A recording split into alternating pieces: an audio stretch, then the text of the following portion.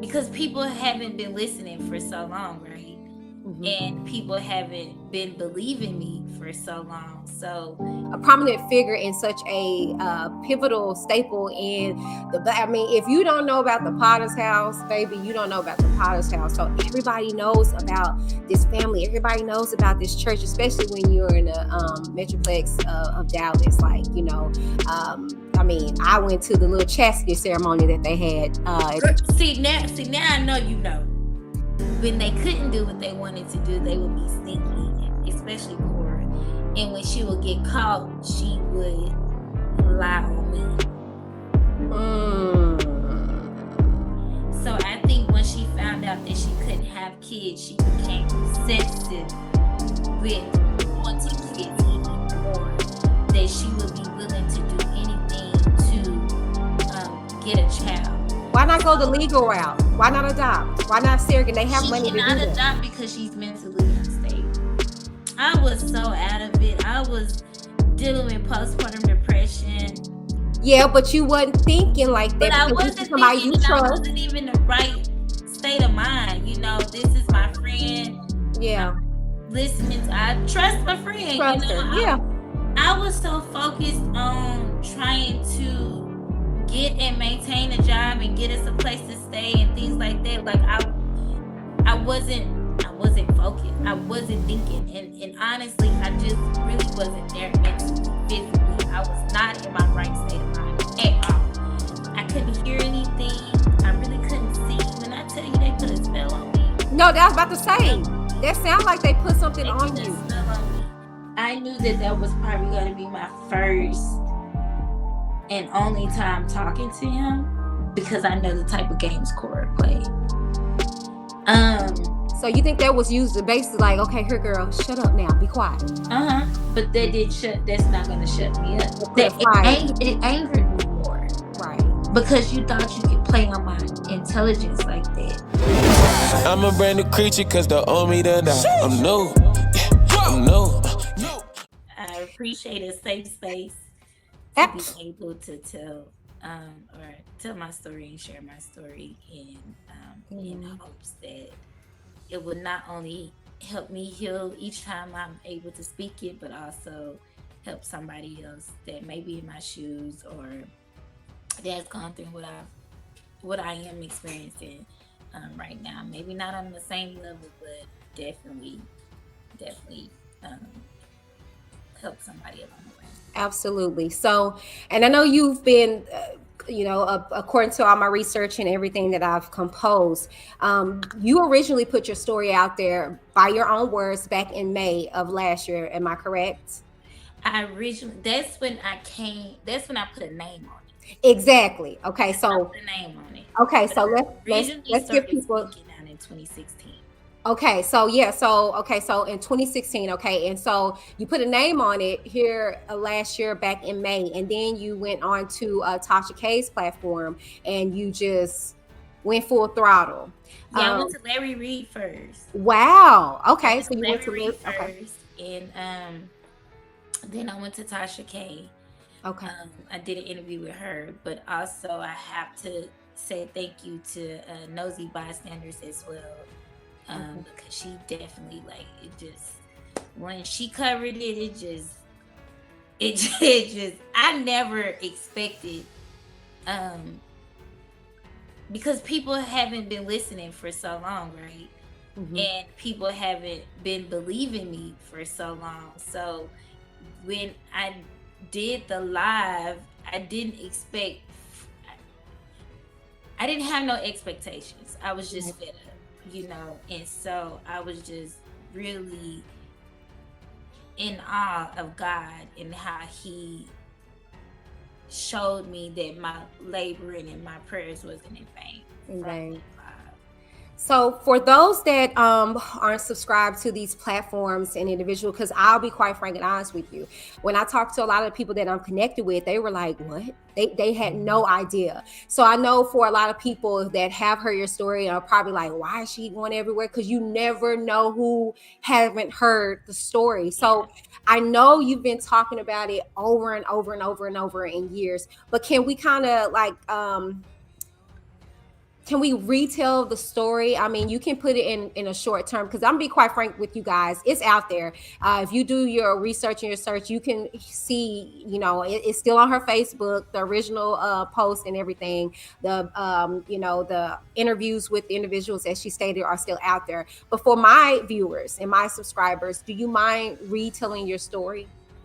No, because what I do understand is that each place, uh, each new platform is different. It's gonna be somebody that hasn't heard the story before, and I've made a commitment that I'm gonna keep telling it over and over and over and over and over and over again until I have my child. So As you some should. people may get tired of me telling it. Well, help me get my baby, because that's that I'm gonna keep. I've got nothing. I don't know. I'm gonna keep talking. Right, Yeah, as I you feel like should. that's what's keeping me here, keeping me sane, keeping me alive, is that I'm talking. So Yeah, because these are some strong allegations. So take us back. So what was the dynamics in relationship with you and the Jakes? And for those that don't know, we're talking about the Bishop T.D. Jakes and their family. And the reason why it's important to put the whole family into this is because it's kind of like that pedophile in your family, right? And he messes with the family members, but you kind of like just clutch your child away from them, but you continue to allow them to do the pedophilia and the disgusting, disturbing acts that they do to the other family members. Is something like that. So it's not just Cora, it's all of the components that are involved. And yeah. so how were you in connections with the family and Cora per se? Well, I met Cora when I was like 10 or 12 years old. We met originally in New Members Orientation at their church. My mom had a friend that joined the church, but we were visiting the church because our original church home was in another city in Texas, about 30 miles from the Potter's house. And well, I didn't say Fort Worth, because it's in my documentary series. We used to go to this church, the Church of Philadelphia in Fort Worth, Texas, and we would visit the Potter's house because my mom's best friend at the time um, had joined the church, and I got when we went to new members orientation when she joined. That's when I met Cora for the first time when I was 10. And because we would visit frequently, I'm a dancer. I'm a trained dancer in, like, jazz, ballet, and all of that, contemporary lyrical and things like that. So they had this program that they was doing. I want to say it was for Easter. I'm not really sure, but it was a program that they were doing, and they needed dancers. And it was this lady named Jasmine who was over the dance part of the program, not necessarily the dance ministry, I believe.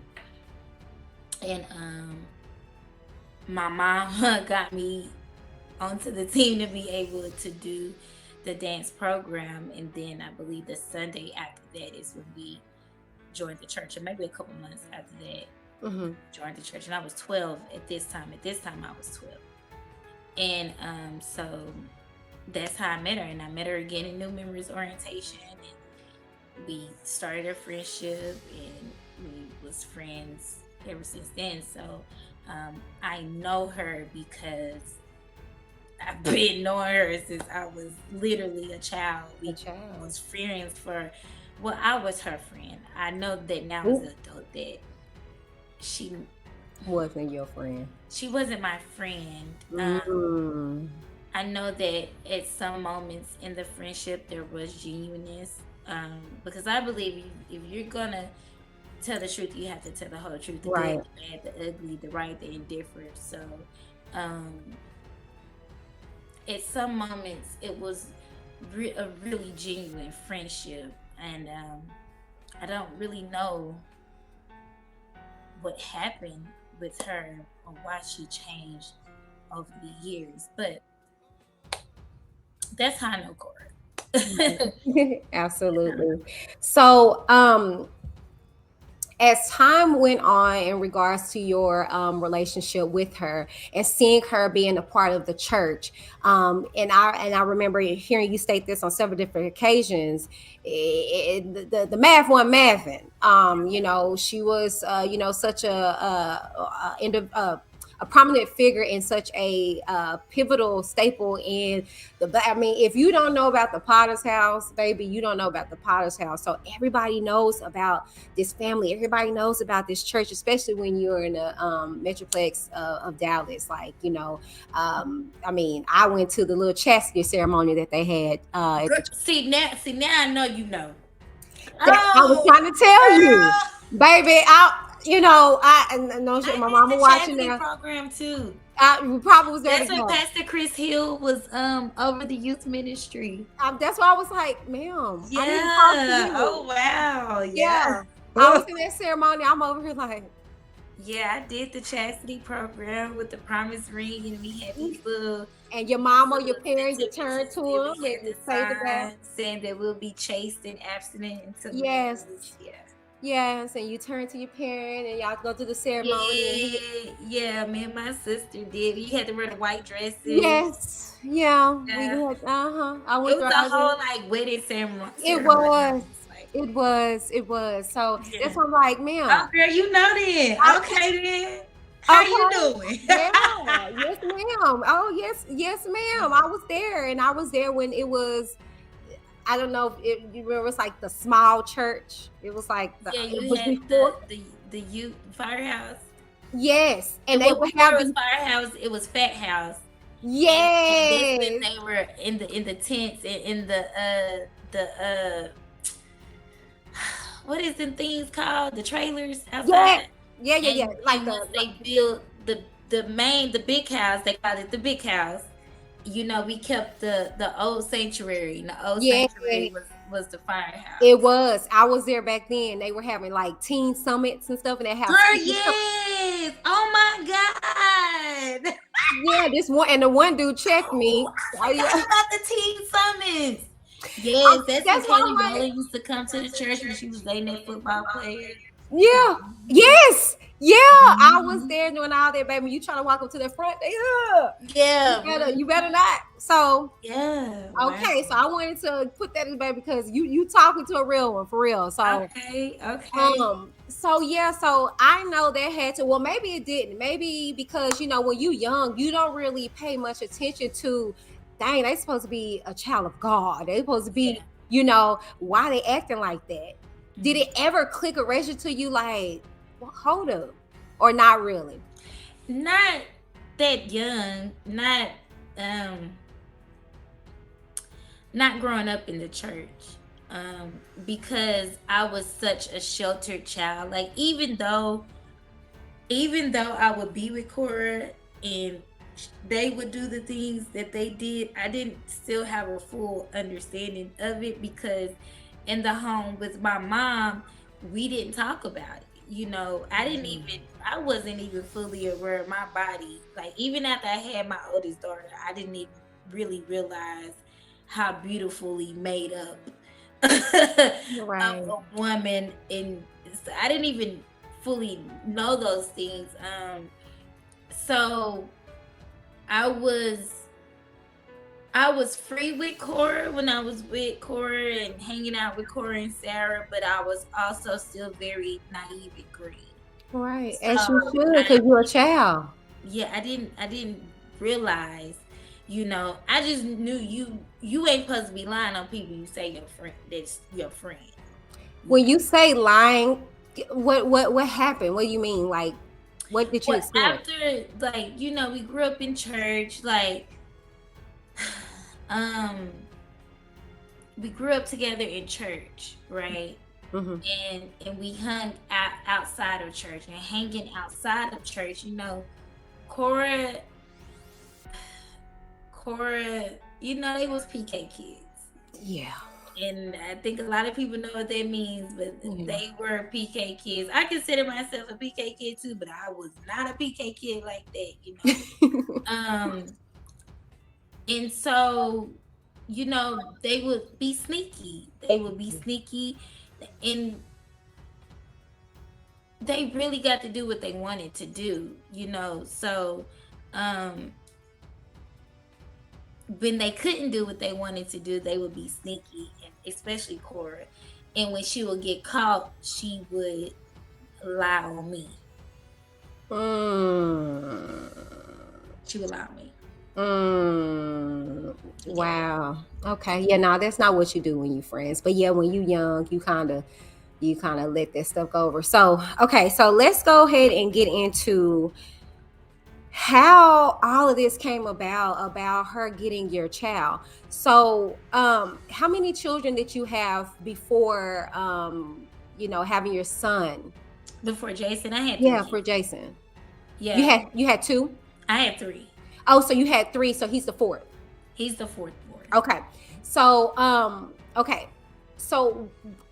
because you made it very clear she can't have kids. Was there any indication? Did y'all ever have a conversation to where I did not know Cora couldn't have kids. Oh, okay. I did not know Cora couldn't have kids. I did not know she was suffering from PCOS, and that's the reason why she couldn't have kids. But that's really not the reason why she couldn't have kids, because when we was at trial, when I asked her on stand, are you infertile, she said no, and I looked at her like, huh?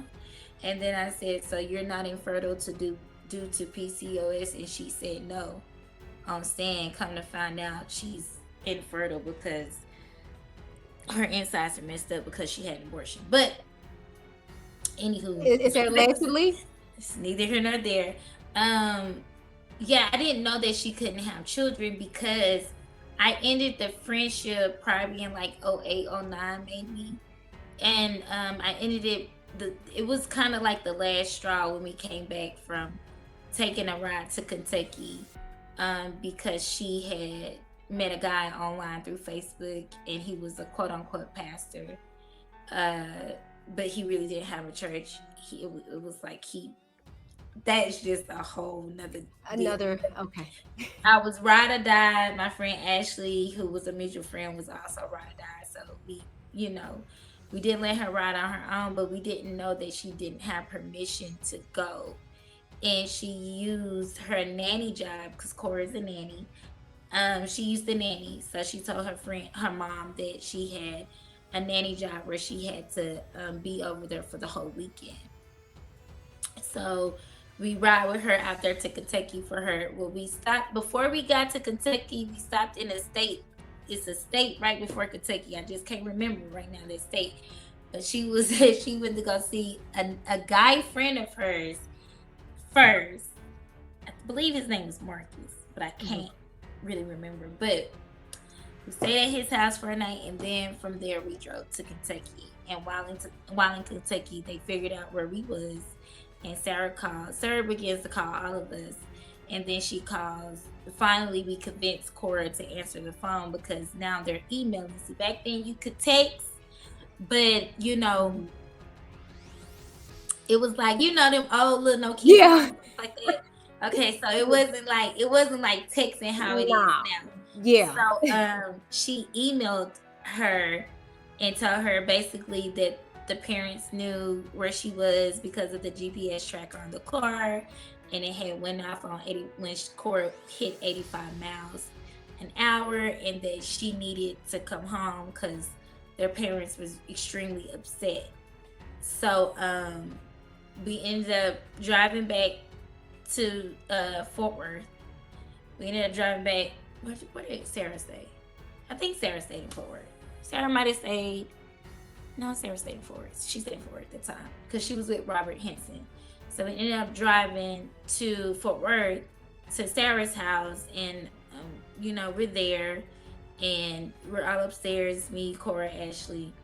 First Lady comes in, and First Lady came in so mad. She even kind of. First thing she said to Ashley was, "Are you pregnant?" And it was kind of offensive because Ashley had just lost her mom. Although later on down the road she was pregnant, but we didn't know it at the time, And but from that conversation, Cora basically put the blame on Ashley and I. And that was the last straw for me, because it wasn't the first time that she had done it. She had done it multiple times. And so that was just the last straw for me. You're not going to keep lying on me, because you're making me look like I'm the shit starter. I'm the one who's initiating everything, and it's making your parents look at me like I'm the fast, like I got the Jezebel spirit and things of that nature. And I just got really tired, so I cut that friendship off. Once we left from there, and I went back home to my mom house, for one, my mama said I wasn't going back, you know. And for two, I just had to realize, like, I'm not finna sit up here and keep getting myself tainted because you want to lie on me.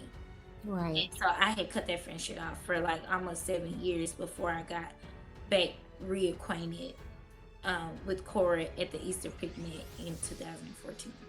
Okay, so about you guys getting reacquainted, how did that transpire? How did you, get reacquainted with her, especially to the point to where you're living with her at some point?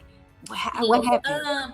I stayed with Cora when I first had my daughter, and when I say stay, well,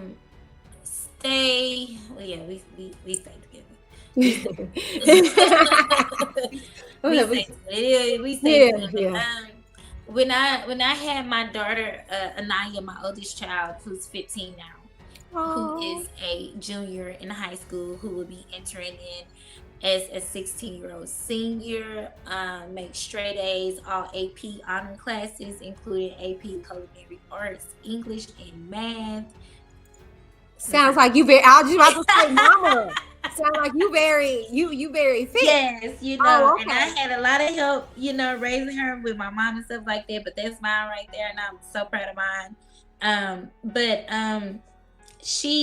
When I had Anaya, I think that was the first time that I actually like just lived with Cora.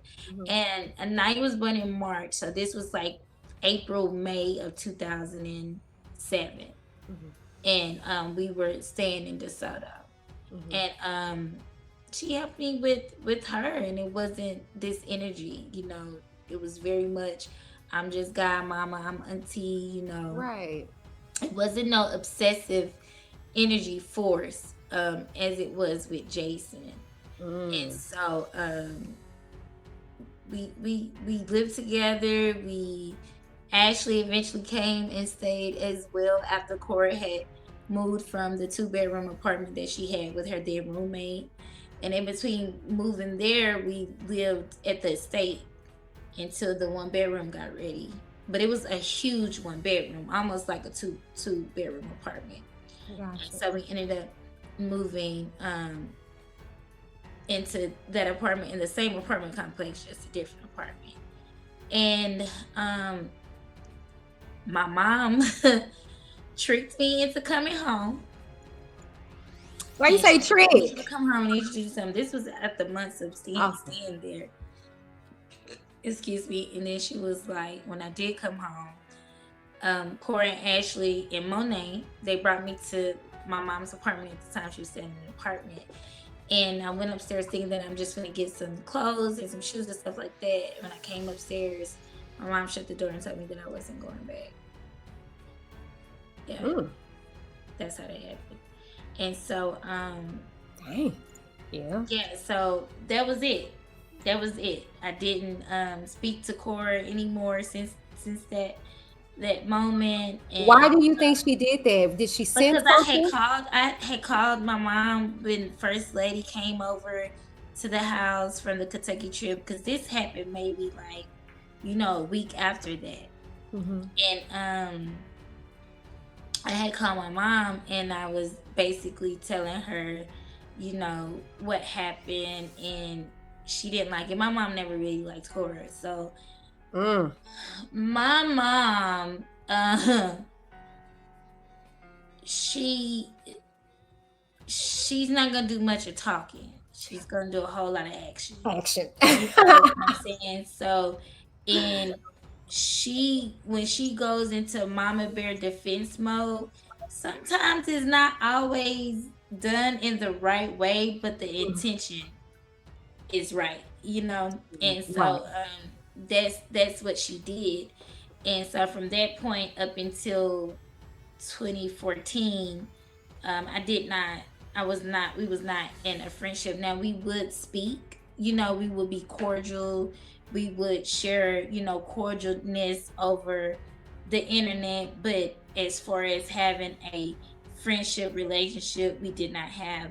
That came into play in 2014 when my sister begged me to go to the Easter egg picnic that the church was having that year, and I was pregnant with Jason, and I bumped into her. Well, not bumped into her, but we ran into each other there at the picnic, and I was already in a depressive state. I was very much so ashamed of myself. I was very much so angry. I was, hurt. I was in anguish. I was in a state of confusion because I couldn't believe that my life was how it was at that point in time. I was, leaving a relationship or coming from a relationship that I did not want to end. My child's father decided that he wanted to leave me, and that was detrimental to me at the time because I thought I was so much in love. Right. And so and then here I am pregnant, with the fourth born child. And these are the things that I told her at that picnic. Like, I don't even know what to do. I don't know where to go. And she told me that she'll be there for me. She'll help me, and that we'll always be sisters. She prayed over me. She prayed over my belly and told me to, if I needed anything, to reach out to her. And we exchanged numbers. And then that was it.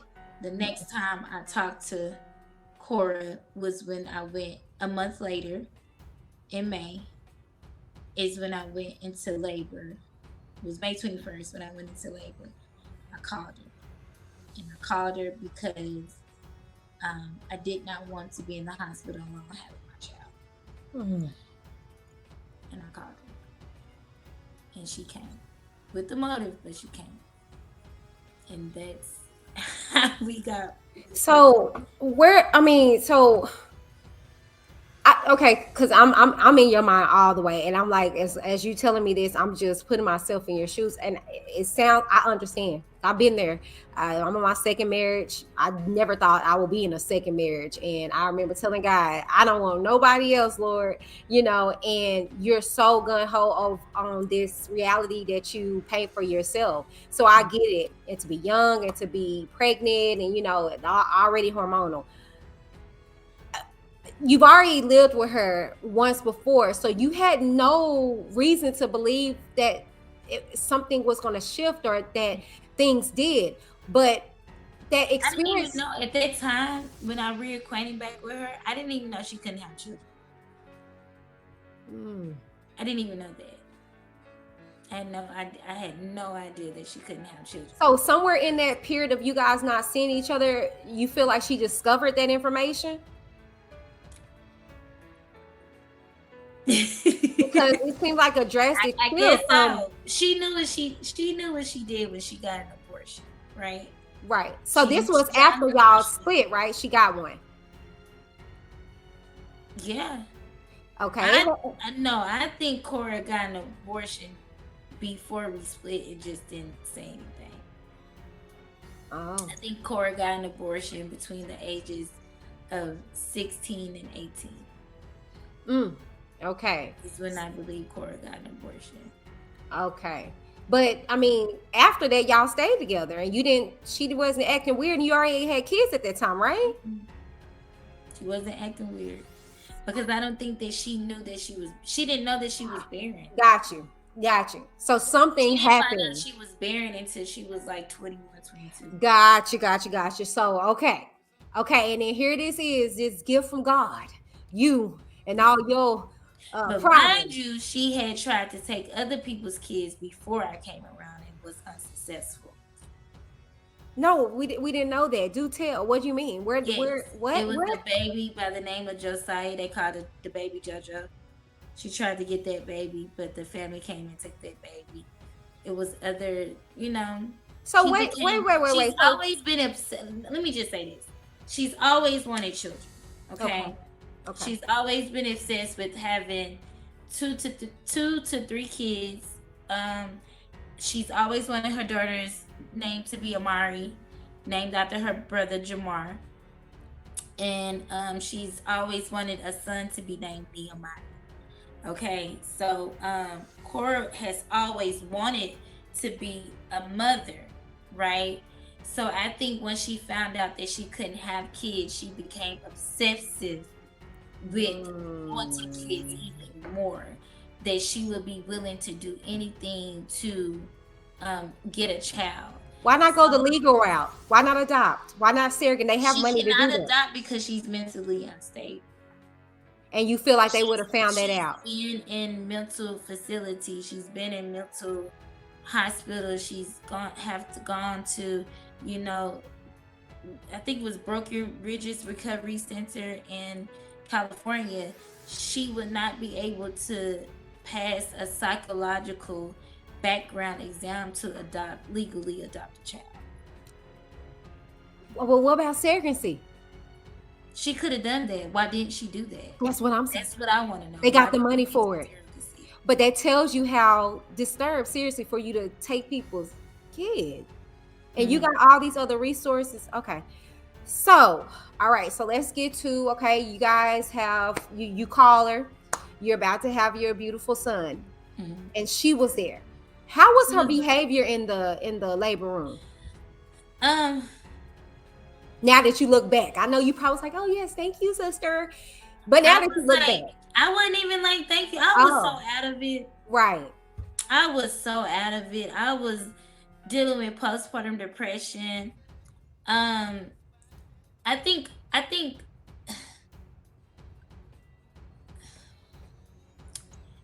Truth be told, I was still dealing with depression from my child Creed, right? Because her and Jason are 10 months apart. Oh. Her and Jason are 10 months apart, okay? When I originally left my kid's dad, or when he left me, this is after Creed is born, right? When I moved from the city that we stayed in, and I was staying with him and his mother, after we left our apartment, and I moved back, I was actually pregnant with Creed. So I moved back in 2013, right? So being pregnant with Creed, I was staying at my brother's house, but still trying to fight for the relationship with my children's father. So I have Creed, and I'm still in a state of limbo, right? And so I think I was a functioning depressive at the time, right? And so then I find out I'm pregnant with Jason. I had my children because I don't believe in abortion. Right. That's just my personal opinion. But I'm also, it's your choice. Me personally, if I made that bed, I'm gonna lay it. Me too. Okay. So I found out that I'm pregnant with Jason. That when I found out I was pregnant with Jason and I'm already in this state and not stable, it did something to me mentally. Yeah. Right? Because as a parent and as a mother, you want to be able to provide for your child, especially when you come from a background that I come from. I've always worked. I've always had income. I've always had my own place to stay. When I left my mother's house and moved to the city that I moved into, I had my own apartment. I had like 2 apartments. I had my own vehicle. I kept and maintained a job. I even worked in corporate America, right?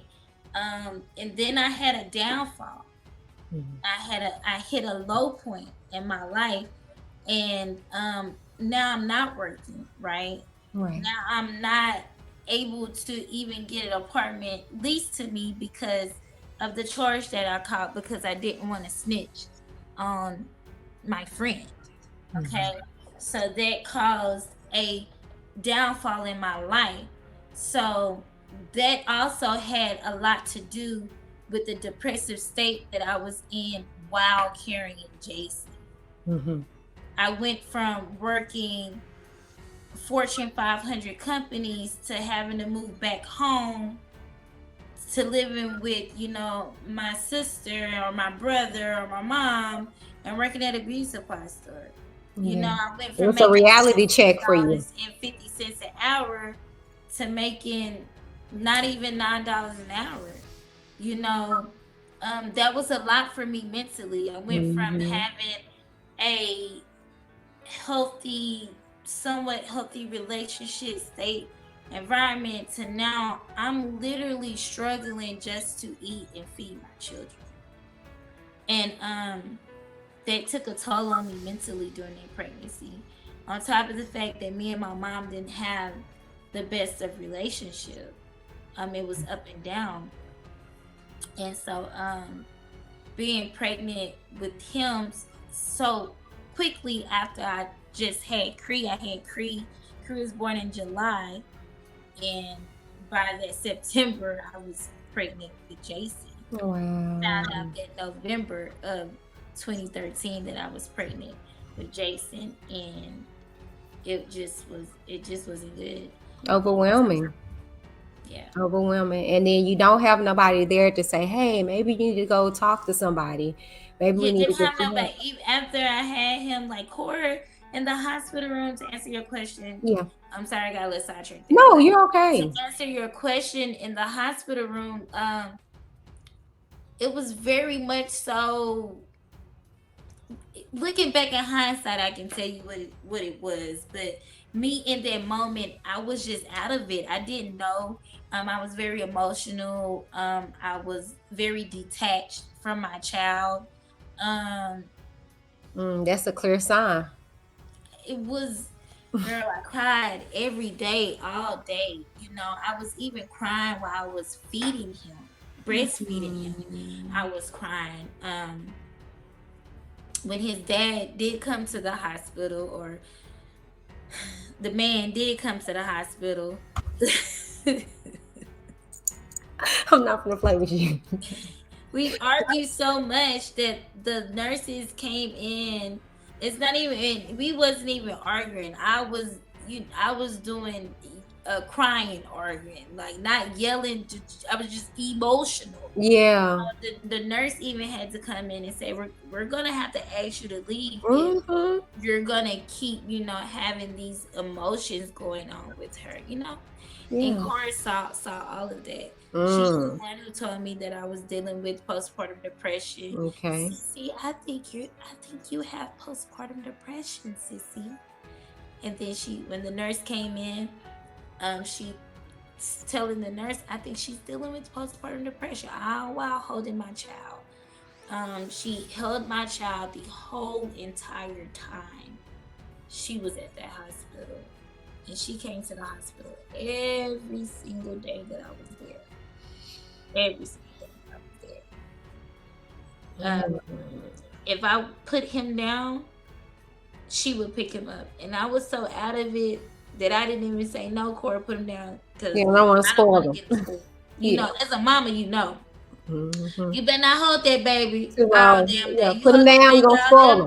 That baby gonna be crying, hollering, screaming, yelling. You ain't gonna get nobody sleep. Yeah. But I was even so out of it at that time, I couldn't even say that. Right. I was mentally, physically, emotionally not available. Right. I was deep into postpartum depression. Right. So, and I believe it was so deep. I'm sorry, I got pumped.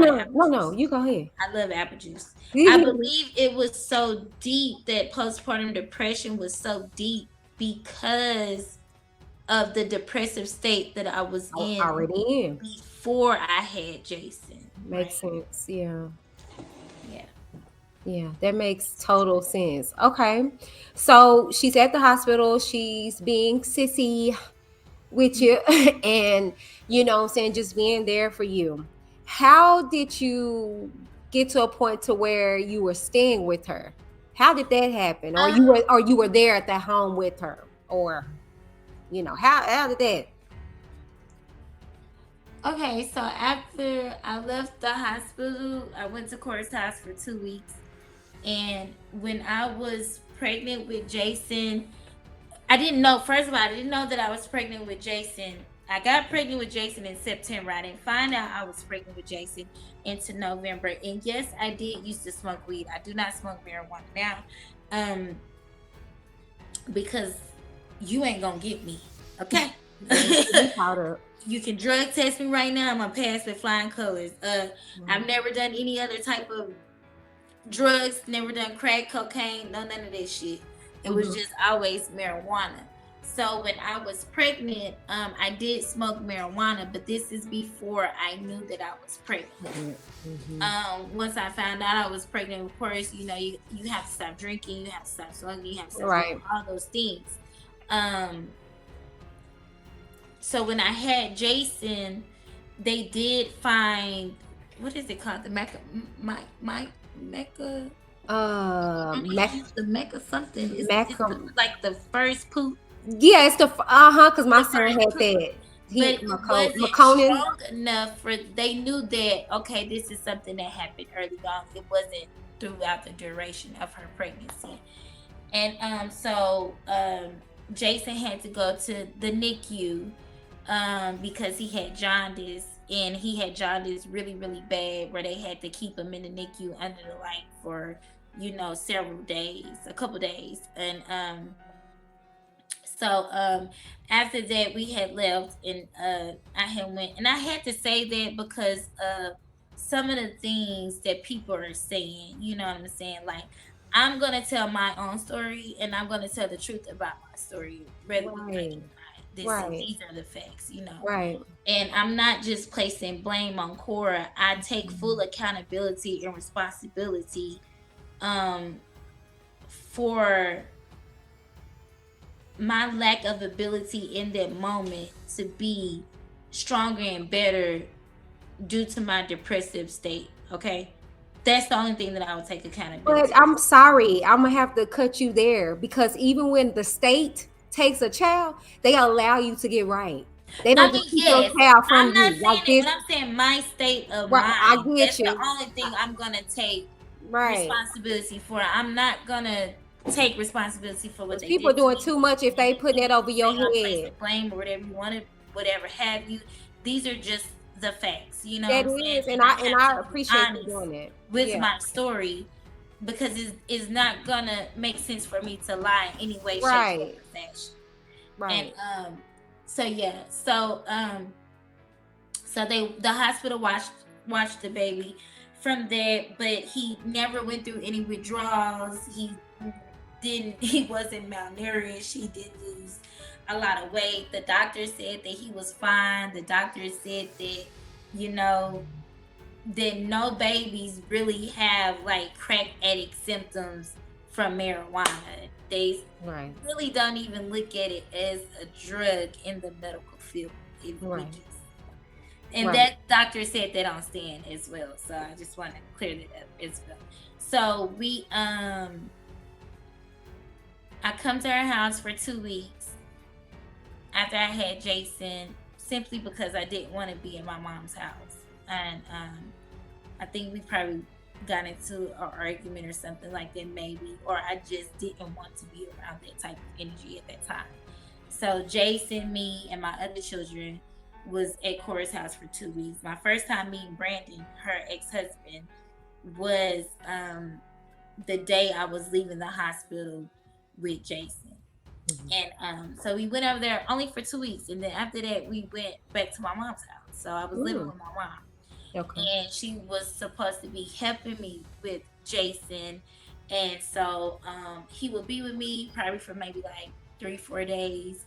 Then he'll go over there on the weekend, and then she'll bring him back. If I was looking for work, if I was looking for a job, or if I was just, tired as a mom because I have other children. Jason is not my only child. she would get Jason because she was his aunt, but she was also his godmother, right? Right. So this is had him in May. July comes. And she tells me,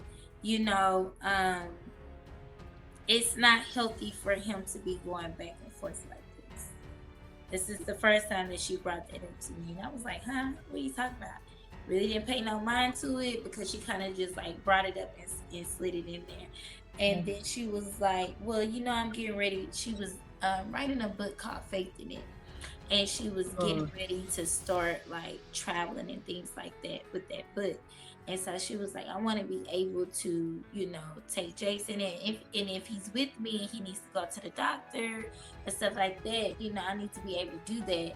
So she had me sign this paper stating that, she can, like a guardianship. It was a guardianship, but I didn't know that it was a guardianship. You thought it was like a permission slip, like when kids gone. Yeah, because I've done it for my mom before. When I've had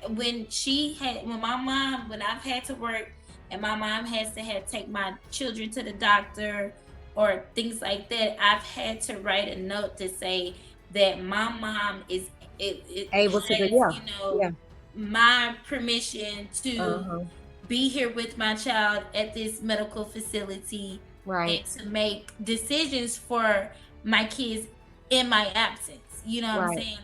So I'm thinking that's the type of letter it is, because that's what she's telling me. So, and when people like, you didn't read, this is why I didn't read it. I'm thinking that this is this type of letter. I've done this before with my mom, and it was not a legal guardianship paperwork. It was just a letter saying, yes, my mom is able to bring my child to the doctor. Yes, you're able to discuss the medical concerns of my children with my mom. Okay, so you just assumed. You weren't thinking. I should have read it. Yeah, but you wasn't thinking like that. But I wasn't thinking, I wasn't even in the right state of mind. This is my friend. Yeah. I trust my friend. Trust her. Yeah. I was so focused on trying to get and maintain a job and get us a place to stay and things like that. Like I wasn't focused. I wasn't thinking. And honestly, I just really wasn't there mentally, physically. I was not in my right state of mind at all. So she had me sign that paperwork. Okay, so that's in July, August, September comes. September 2014. My baby was born in May 2014. September 2014 comes. She says, Michelle, I had to reword some things because when I tried to take him to the doctor, they said something about something. She made it some kind of lie. And so I was like, okay. She was like, I just had to add something else to it, but it's the same thing. It's just, saying that he's able to fly with us and we're able to take him to the doctor if you're not there. So I'm like, okay, fine. Not knowing that it was the same legal guardianship paperwork. They just put more details, more like details in it to, take it up a notch. You know what I'm saying? Right. And so that was that. I didn't find out until court when we went to trial, and we, how you have to give the evidence to each party. I didn't find out till then that was I signed a legal guardianship. That's when I found out then. And it wasn't signed by a notary at the church. It wasn't done, it was done at a UPS notary store. So the notary didn't read it because it's at a UPS store. And some random man at the UPS store. And that's how it got notarized. And I wasn't even thinking because, you don't have to have a permission note notarized to get to a medical facility or to fly. Dang, but you didn't have your bearings about yourself, so you couldn't. No, I didn't. I fully trusted her. I was very vulnerable. I was very gullible. I was very, naive. I was very depressed. Like I told her, I felt like I was in a dark hole, and I had been trying to climb out of it, but every time I try to climb out of it, I fall back down. Right. Like that was my brain. Like that's what I was thinking. That's what I was feeling in that moment, in that time. And I told her that, and I felt like that for over a year. Right. Almost 2 years. I felt like that. And I want you to hear this comment real quick, Michelle, because this is what I was saying. Shamika says you can't take accountability for something you didn't choose. You didn't choose depression, and you can't dictate how it affects you. And and that's the reason why I was like, I appreciate you doing that for the people in the back. You know what I'm saying? Because you were talking about how, you had marijuana in your system, stuff like that. Look, I was just saying though, because the thing is, at the end of the day, even when the state takes your child, they give you an opportunity to get on your feet. Yeah. How many years has it been now? I've been fighting since 2016. Oh, okay. So let's continue where you left off. I just want to make that clear, because it's like, okay, you can say all these things about me, but what now? What is still keeping you? And and we have an update for you guys that are tuning in. We're going to get into that a bit later, but I just wanted to set the foundation for those that are just hearing this story for the first time. So by this time, you've re-signed the same page or a form without your acknowledgement, with a little twang to it, as you were saying. Correct. Okay. Correct. And so that was September of 2014. And the reason why I'm saying the dates, because you can see how the play is set up, exactly. From newborn. Now, he's a newborn. You didn't even wait till my baby was like a year old, to try to set it up. You was getting paperwork in place because you knew eventually, because you know me. So Michelle before depression. Michelle before dealing with postpartum depression. So you know you know how I am what is hidden for. Okay, so once I woke up out of that, once I really got the help that I needed, that I wasn't going for none of that. You know what I'm saying? So right. She absolutely started to create a paper trail from the beginning of his birth. Okay, so I just want to that's why I'm saying the dates in the order that I'm saying them in. So we continue on how we were. He'll be with me, and he'll go over to her house, and then eventually she was like, no, we just cannot keep doing this. In my mind, I'm not mad of it, because me now would be like, girl, what the hell are you talking about? I gotta do this with their daddy. They go over their daddy house every weekend, every other weekend, 2-3 days out the week. Like some custody agreements is 1 week on, 1 week off, Mm-hmm. So it's just like, what are you talking about? But then it was just, I was just so lost. I was so lost. And so she was just like, no, he needs stability. Look around. This is what he needs. Wouldn't you want this for him? I believe God gave you Jason for us, me and Brandon.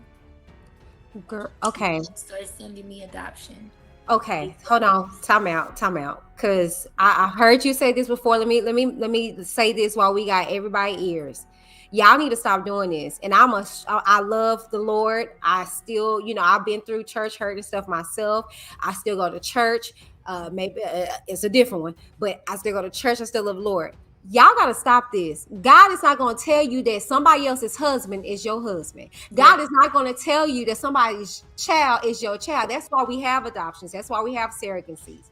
That's why we have other resources and ways that you can do it. And let me be very clear, okay? Let's go to the Bible.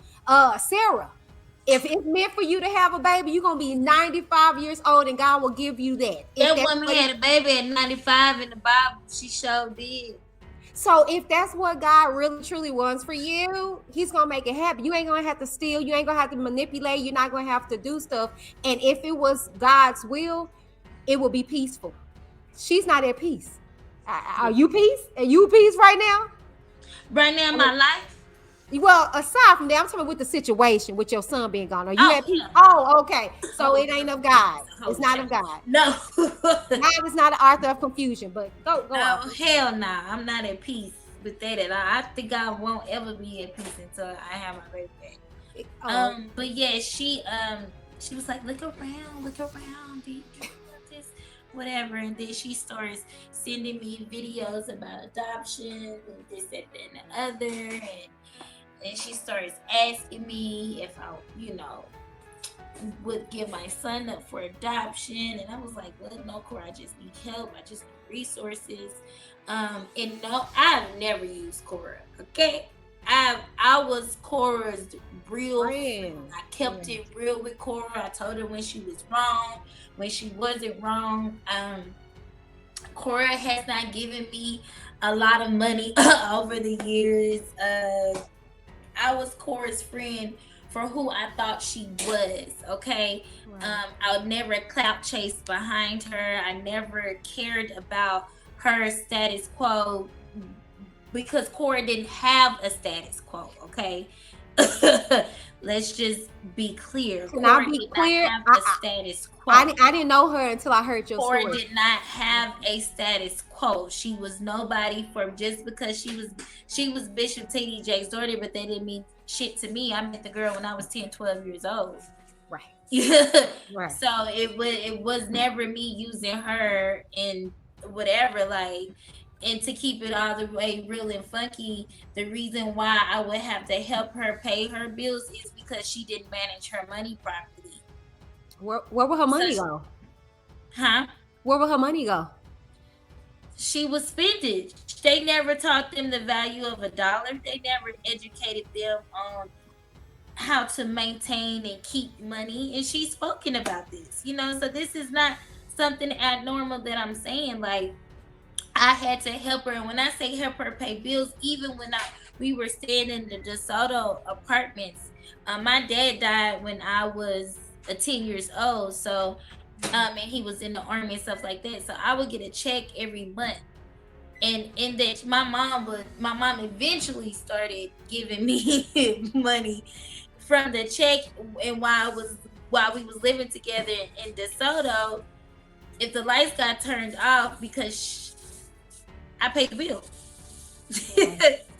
I put in on the rent. And even when I moved in with her in 2016, you have to pay where you lay, whether you have a job or not.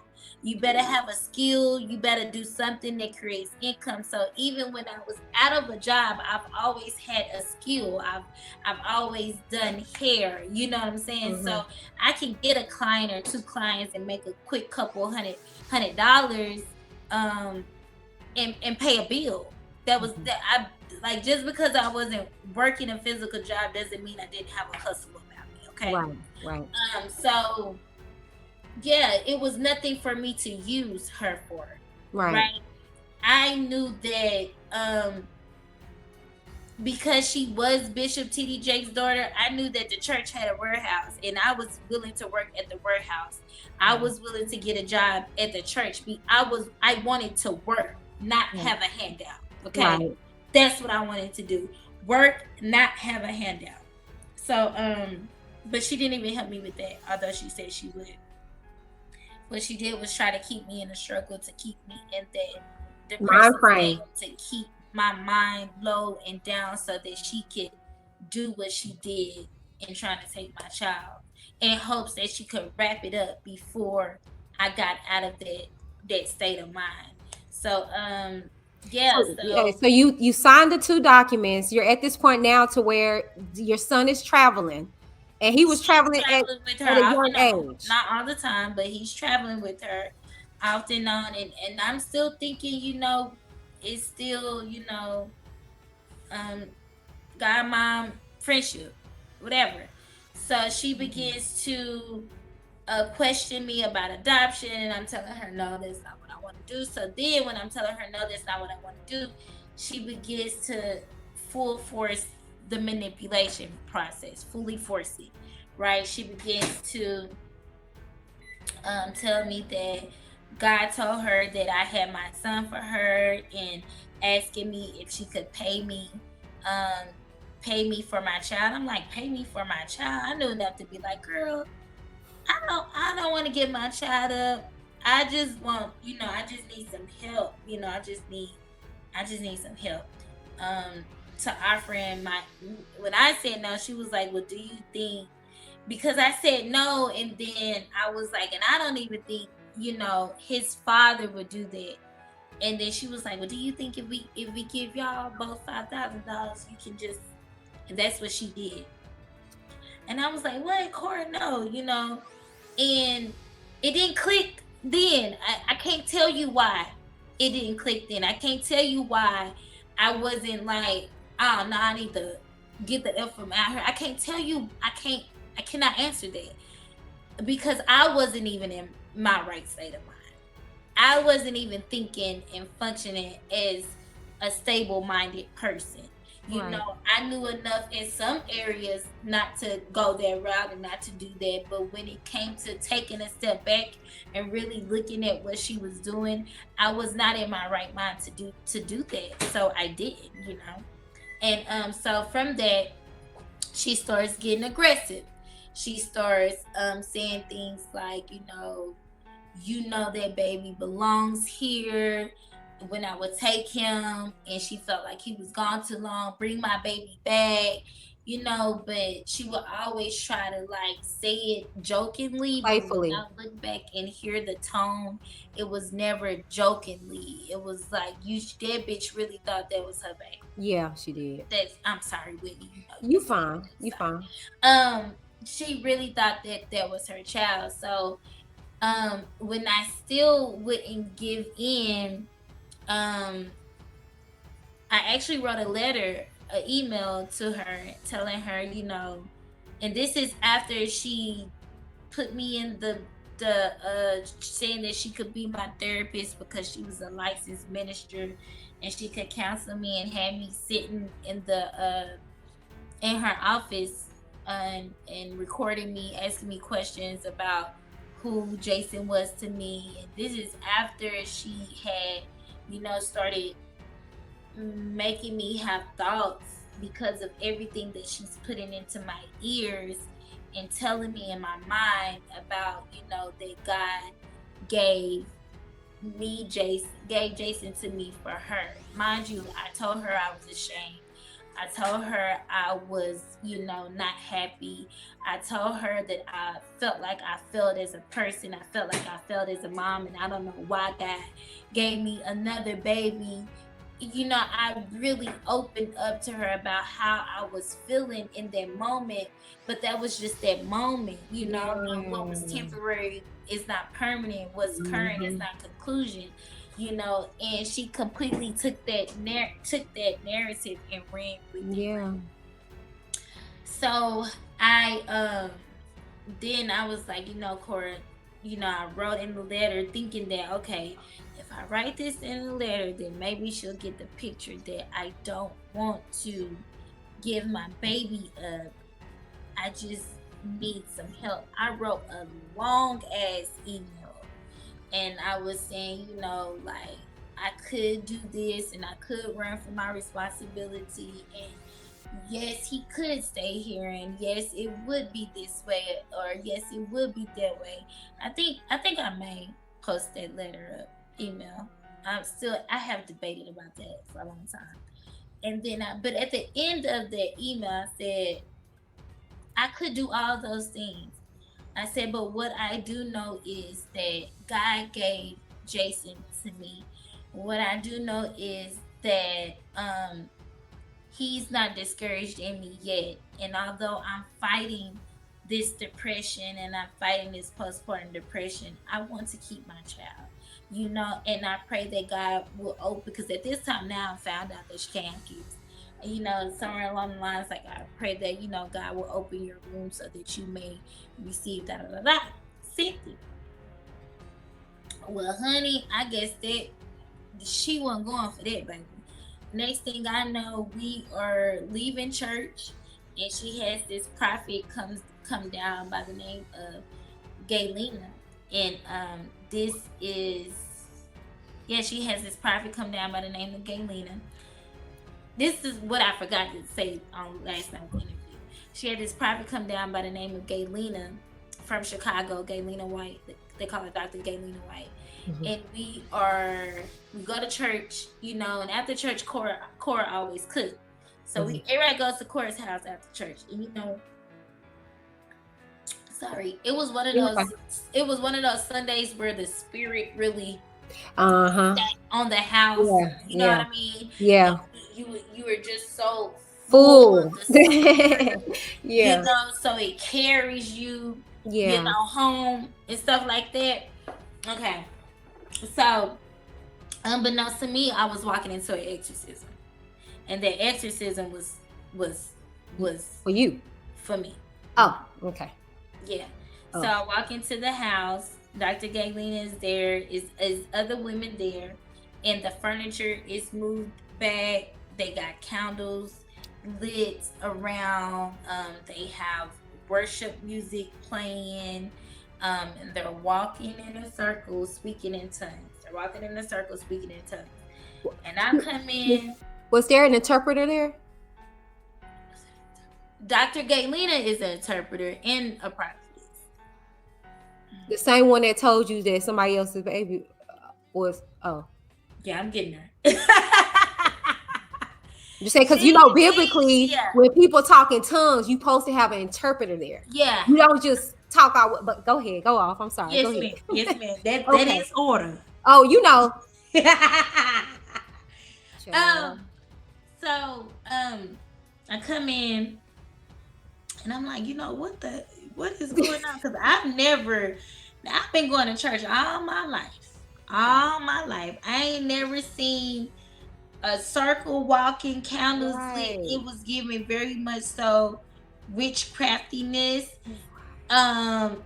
It scared it, Whitney. It for a person to already be mentally not there and available, it scared the living daylights out of me. I'm like, oh Lord, Michelle, what the fuck is this shit? Yeah. You know, no, go ahead. Mm-hmm. Trying to keep it real. That's my thought process. Yeah.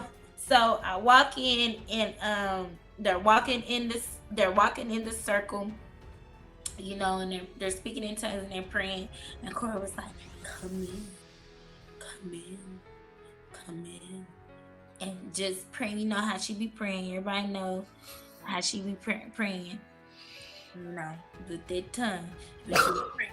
So she comes in, and so I come in, and my eyes just book, and I'm just looking like, oh Lord, what's finna happen? So Galena grabs my hand. I used to wear a promise ring that I put on my finger when I had Jason, because I knew that I was having detachment issues, but I made a promise that, you know, I would always be there. Mm-hmm. So I wore that ring, and Cora knew why I put that ring on my finger, because I said it when I was asked who is Jason, and I was talking, and I eventually talked about the ring that I had on. So I come into the room, and they bring me to the middle of the floor. As they're walking around me, Galena begins to pray over me in tongues, right? Then she lays me down on my back, and she started from my ankles to my head, from my head to my ankles, going like this, praying and speaking in tongues. And then now she's getting so loud with the tongues, it's not even sounding like a tongue, it's sounding like a demonic force, right? Then they get the oil, right? And now the whole time she's praying over me, the other women that are there are still walking in a circle. This really happened. They gave me chills. No, I believe you. I see. It's really what they call a sister circle. That's witchcraft. That's what they call a sister She circle. really, really did this. So she and the other ladies are still walking in a circle, and she's praying over my body, speaking in tongues, going up and down. Then they get the oil, and she starts, you know, Anointing the you. oil down on my body. And then as she's praying over me, she slides her hand from the top of my left shoulder. And of course, in between the speaking in tongues, she was speaking English a little bit. Right. I just can't remember everything she was saying. But she slides her hand down and she removes my promise ring to my children.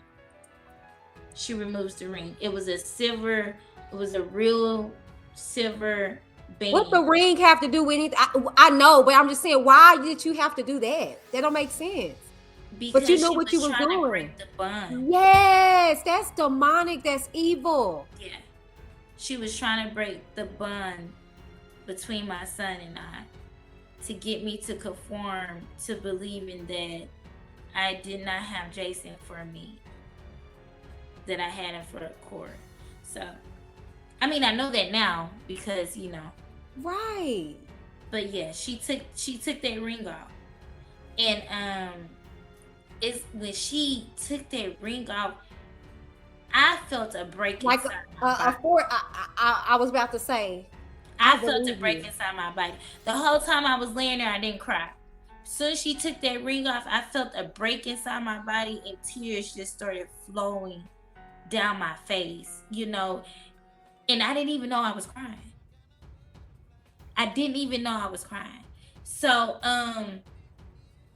once she do all that, she stands me up, I'm crying, and she was like, "It's gonna be okay. You did not have Jason for you. You had Jason for Cora and Brandon. I seen Jason in a dream. I had a vision.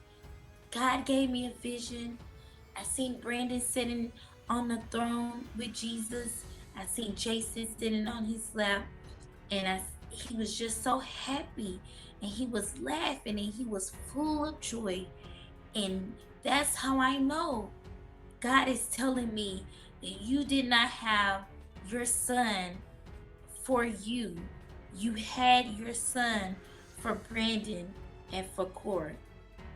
You came to reinforce what Cora had been talking to you about privately, unbeknownst to me, Gaylena White.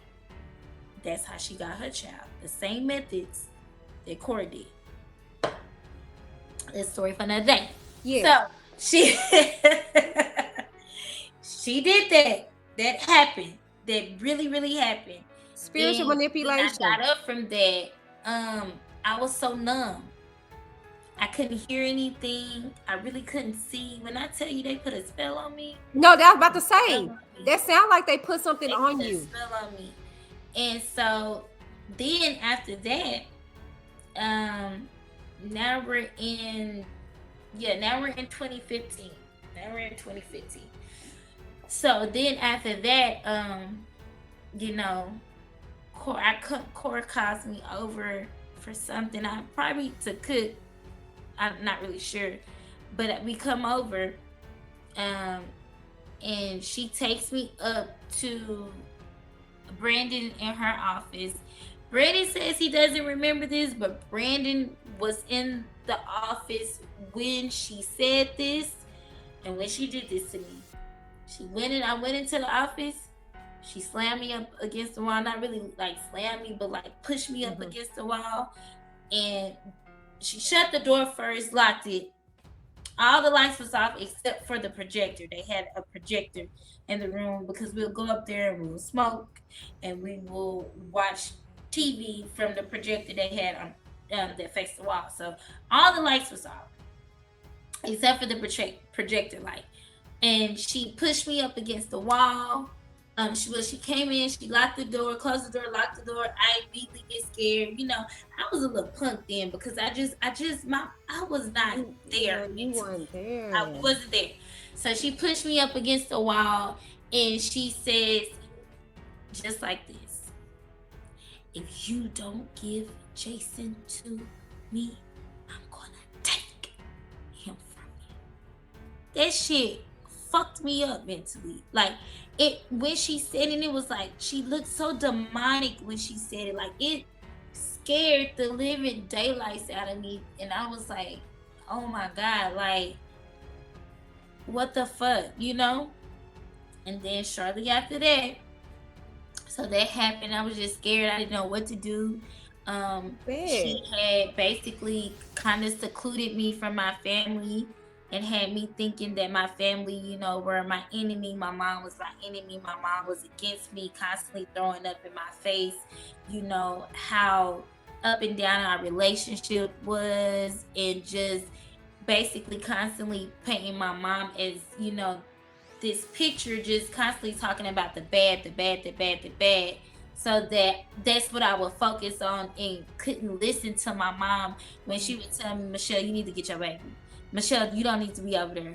Michelle, you don't need to be, you know, listening. Can I say this real quick? Ain't it funny, after that seance, now all of a sudden you can't listen to the voice of reasoning? Yeah. Did you notice that? Did you peep that? I peep it now. I didn't peep it then. I didn't. Wow. Y'all better know that's real. That's real. I'm telling you, that's real. Satan is powerful. Lord is powerful. But you better know, depending on your intentions and what you operate in, because all of that sound like a freaking. It sounded like first you going in there like a witch circle, like, you know what I'm saying, and then you in the middle, and then all the like it's a spiritual manipulation, and I don't like it.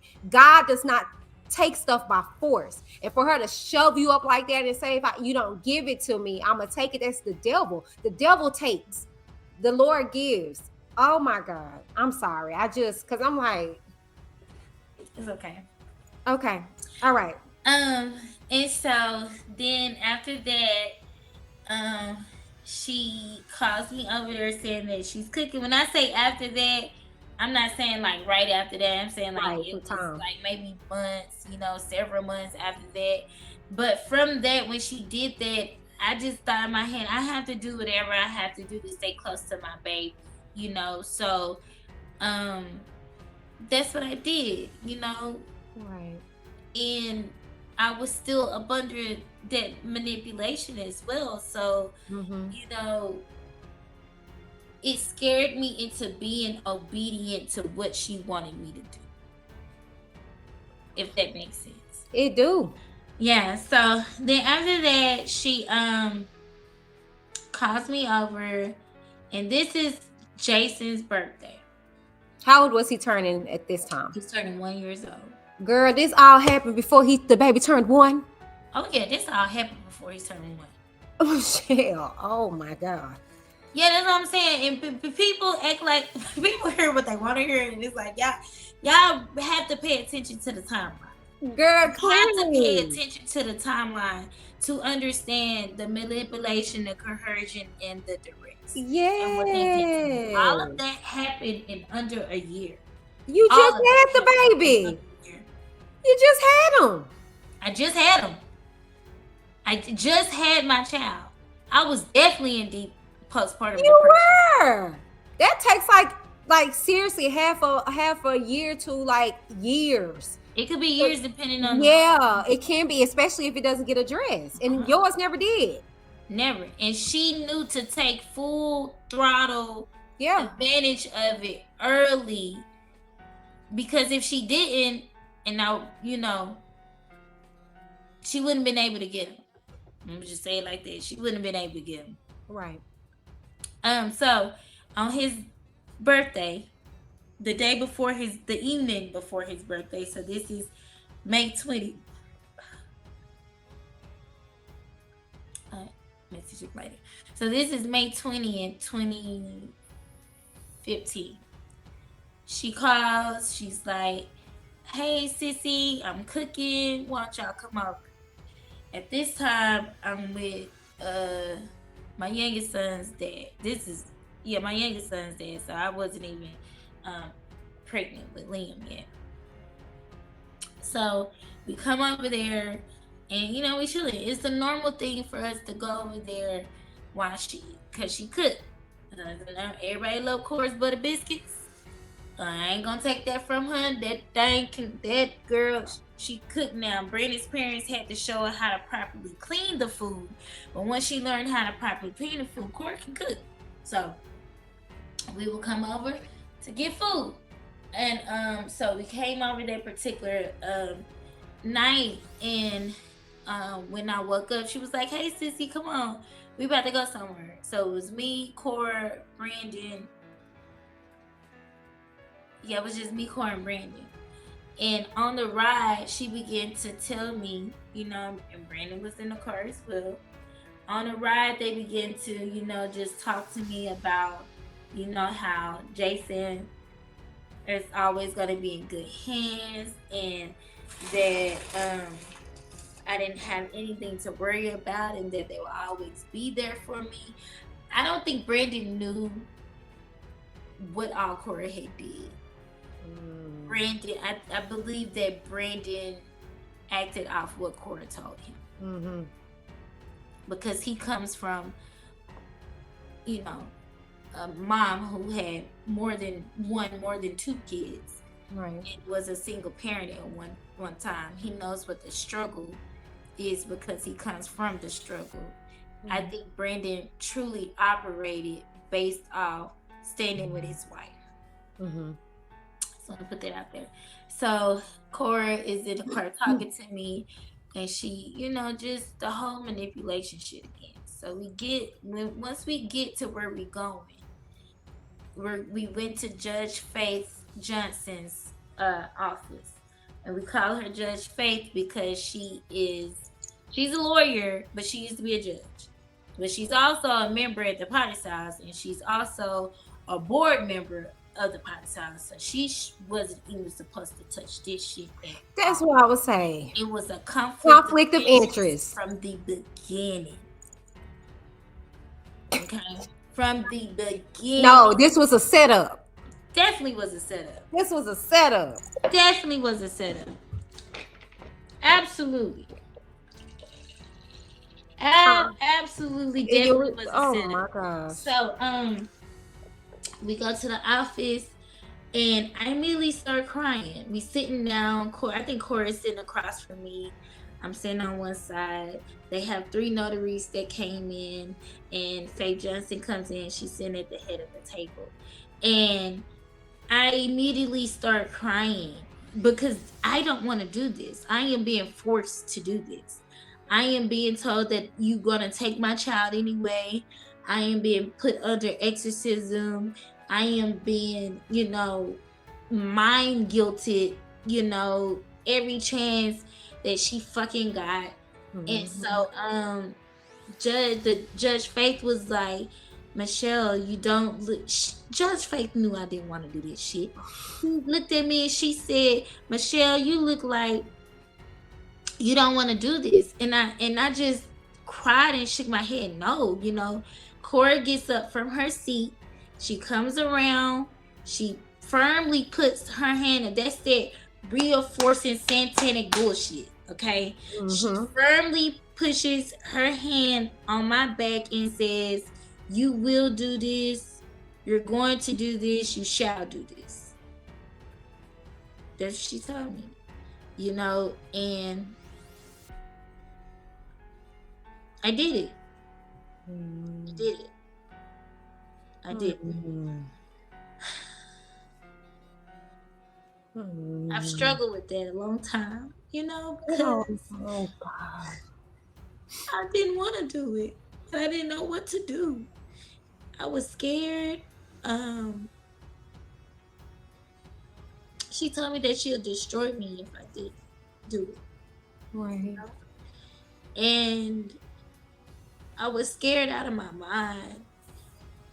And nobody in my family knew, because she made it to where I couldn't tell them, She would tell me things like, it's nobody else's business.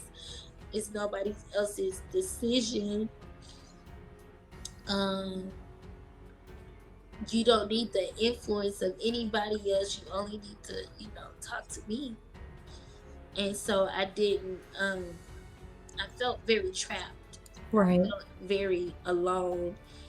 And I felt like I didn't have a choice, Right. but to do that, and I live with it every day. But I'm sorry. No, it's okay. Take your time. But I want to tell you, you have to forgive yourself. The situation that you're in, that you were in, crazy as hell. Like that, and you gotta understand when you're under spiritual manipulation, like seriously, you are not operating as yourself. She got you good. She got you early. She got you right off of that thing. That's why I was just like, wait a minute. How are you turning one? Girl, you had nobody. You had no help. You were in complete duress. And to be honest with you, I don't even know. That's how I know it's a setup. Because if a judge, an authentic judge, saw that you were stressed out and crying like that, they would have stopped it and had you calm down. And they would have. Didn't even do that at the That's trial what I'm when she saw saying. that I was. That's distress. That's illegal. You can't do that. That's duress. You can't. If you're doing all this ain't no. Where do I sign? Okay, because that's what happens whenever you are aware of the process and you know what's going on. You're ready to do it. You know. No, it's okay. You over there having a mental breakdown right there in front of me, and you mean to tell me you gonna ask me, do I want to do this? You see, and I need you to stop. I need you to stop because that was not your fault. You didn't want to do it. You can't beat yourself up for that and continue to beat yourself up for that. That was not you. You had no choice. And to be honest with you, no shade. I can only imagine the position you're in. I know you said you never looked at her as, Cora Jakes, that was just your friend. But look what you was up against. Look who you were up against as far as, like I keep saying, the pillar of the church community. That huge family. I always felt defeated. That's what I'm saying. I didn't. Like, what am I going to do? Right. What am I going to do? What am I going to do? This one Carisha down the street somewhere. This is Cora Jakes, that last name alone.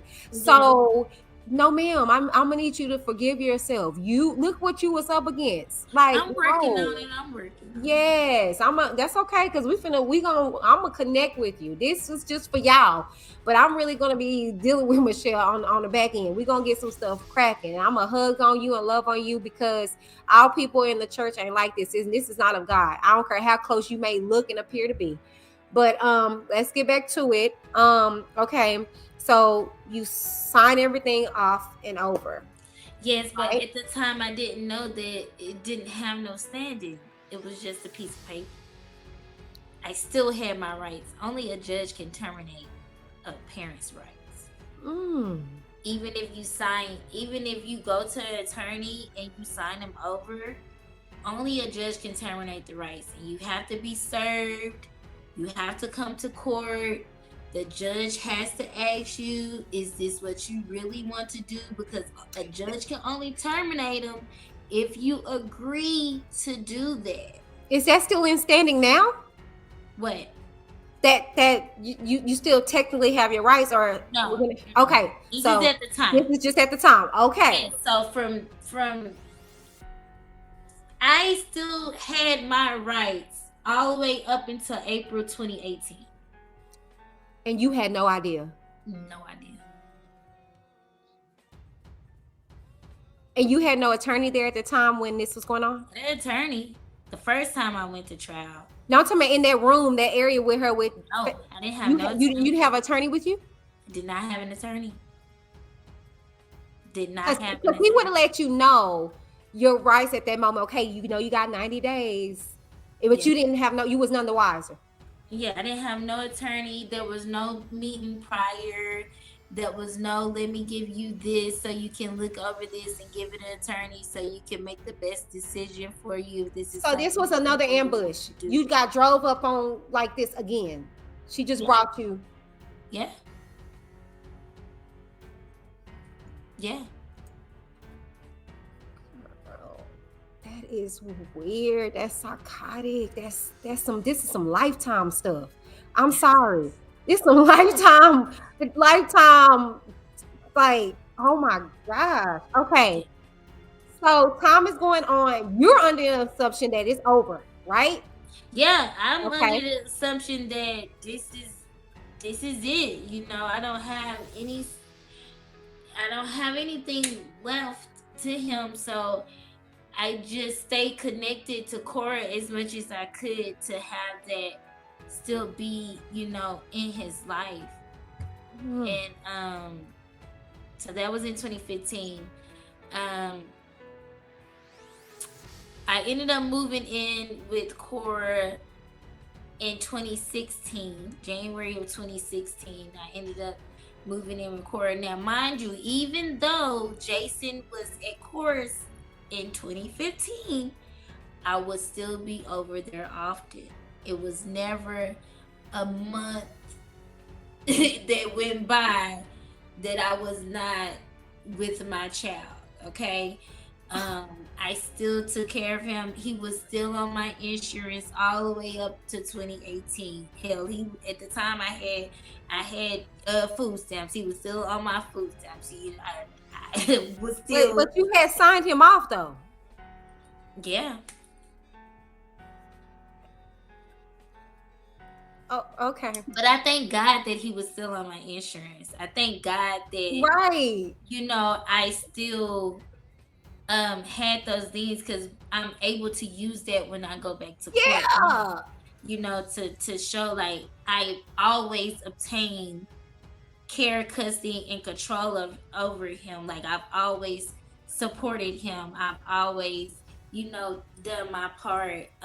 Yeah, because if you sign a child off, you would have disconnected everything. If this is something you wanted, if this is something that, you know, was agreed upon, you cut everything.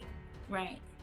Oh, okay. No, I still, you know, provided food, provided insurance. I still pay for daycare. And I think that was kind of God moving through me even when I didn't know that at that time. But yeah, I did. So 2016 comes and I get into a huge argument with my mom, and I leave her house with my children, and I contact Cora and tell her, you know, hey, I'm about to go to the shelter, and I was going to this safe haven shelter. Unbeknownst to me, the girl that she be licking cat with, Monet, she had put her out at 3 a.m. in the morning. Wait, pause. How you know the woman licking cat? How because you know? They told me, and I read the messages. They literally sat me down. We was upstairs smoking weed one day in Brandon's office, and Cora was like, "Sissy, I got something." Because see, Cora tried. I think Cora really tried me one day. We was riding in the car, and we was talking about men cheating and stuff like that. And she was like, you know, I be telling Brandon he ain't gotta cheat. You know, just you can bring another woman into the room. You know, just bring one with you into it. My eyes lit like. Wait, this the same woman that be in the pulpit, like in the pulpit, yeah. Cora Jakes Cole. Mm-hmm. She lit cat. She like pussy. No, ma'am. This is okay. No, ma'am. No, ma'am. No, ma'am. No, ma'am. No, I can hear you real good now. That alarm came on and then went out. Like, girl, I can hear you now. Okay, this is great. Yeah, I'm not. No, no, ma'am. No, ma'am. She said that, and the way she said it, it was like she was trying to see, you know, how I was going to respond. Oh, if you were down with the call. Yeah, the way she said it. Oh, dear God.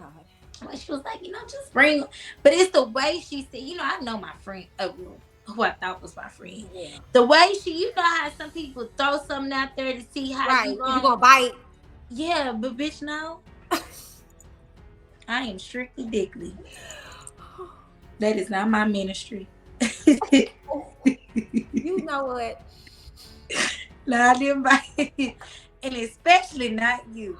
Okay, that's not the topic. Yeah, that's another day. This not the messy. Okay, no. Okay. So yeah. So she had kicked her out probably like a month or two before that. So Monet was staying at the shelter that I was gonna eventually go to, that I was telling her that I was going to. So she stopped me from going to that shelter and told me that I needed to just come to her house, and we were gonna sit down and talk, and we was gonna figure it out. That's how I ended up living back with Cora in January of 2016. I did not ask to go to her house. I did not ask to move into her home. She told me to come to her home. And she told me to come to her home again to keep me under the manipulation, because if I would have went to that safe haven, I would have gotten resources. I would have gotten help. I would have gotten therapy. I would have known that, bitch, you still got your rights. Go get your baby.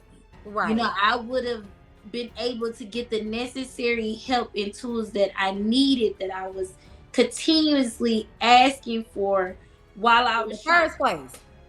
Yeah. Definitely would have got it. Because it wasn't no Salvation Army facility. It was Safe Haven. I don't know if you heard of that. But Safe Haven is a shelter facility for women and children. Off of Buckner, Bruton is in Dallas. They got one in Dallas, but not the one on Buckner. Okay, I'm about to say it's some kind of. Yeah, I'm about to say, it's some that little house that be okay. No, not that. It's a more white collared established shelter. Gotcha. That makes sense. Okay. Gotcha. Okay. Where they bring you stuff from Target and Home Goods and Hobby Lobby. It was one of those shelters. It wasn't we sleeping on a mattress in the open room floor in front of all these people. Okay, got you. Yeah. Okay. And so she knew if I would have went there, I would have got the help, the real help that I needed. Right. But she brought me to her home, and I stayed with her. But what she did, see, that's why I love God. Mm-hmm. Because what she meant for evil, God turned for good. Because what you did for me while bringing me to your home was help me create even more care, custody, and control. Mm-hmm. Because I stayed with you from January to about July. And while in your home, I'm doing Jason's hair. I'm feeding Jason. I'm paying lights, water, all that shit. Mm-hmm. I am taking care of Jason. I am paying Jason's daycare. I am taking him to daycare and picking him up from daycare. I am dressing him. You're not doing any of those things. You're upstairs, sleep until 12 o'clock in the day, and immediately get up and you're on Periscope or Facebook or Instagram. And, Brandon is asleep too. So I'm the one taking, if I wanted to, probably could have got Amari. Because when it comes to the court of law, is who's primarily taking care of the child. Mm-hmm. Mm-hmm. So not only did I still have my rights, but now I'm in the home with my child and with my other children, even though I was pregnant. And I was pregnant. So when I had Liam, I was still staying there. Now I have all my children under one roof. And I am the one physically taking care of all of them, including Jason. I'm changing Jason's diapers. I'm putting him to sleep. I'm waking him up from sleep. This is me. You know what I'm saying? Yeah. And so it came to a time and point, I guess, where Cora kept getting in Brandon's ear. And he started asking, like, when y'all gonna leave? So now Cora is like, you have to go. Basically, she started noticing how, the kids were all gravitating towards me, even Amari. And kids are gonna do that to the person that's taking care of them. Okay. Yeah. But she can't have children, so she doesn't know that. Yeah. She started noticing how when Jason, well, even off the bat, even when I first came in there. Jason was always up under me. But she started noticing. No, it would be. He said, because it's actual factual evidence, documentation, proof. So she started noticing how Jason would wake up in the morning and come straight down to me. He didn't beeline and go nowhere else. He came straight down to me because I am the one taking care of him on a day-to-day basis all day long. It's my face that he's seeing all day long because you're upstairs all day long on Periscope and on the internet and lying to people saying that, you know, purchase this CD, only it's a limited amount left when really you only had like 3 or 4 proceeds. That's what she was doing. So when manipulation I again. She be lying to them. And so when I left, but while I was there, I was able to find documents. I was able to see that she had been keeping records of everything that she bought Jason. Like she had a book of, and it wasn't for no damn taxes, okay? It wasn't for no damn IRS taxes. Because she submitted this, she was trying to submit this shit into evidence to use against me in court.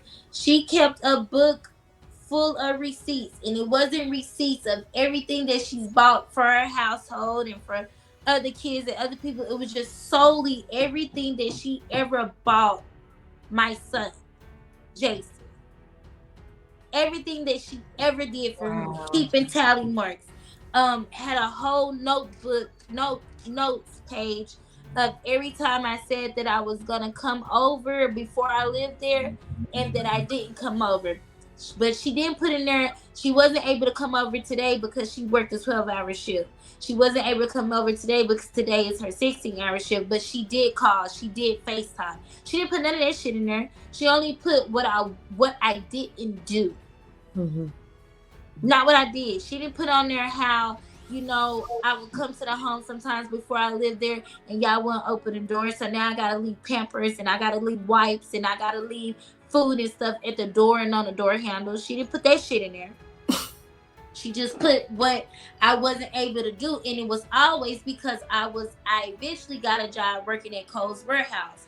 And it was during peak season. So during peak season, people that are working logistics, you know that sometimes you're going from working 8-hour shifts to 10-hour shifts to 12-hour shifts to sometimes 16-hour shifts. Okay, during peak season. So yeah, she didn't do that.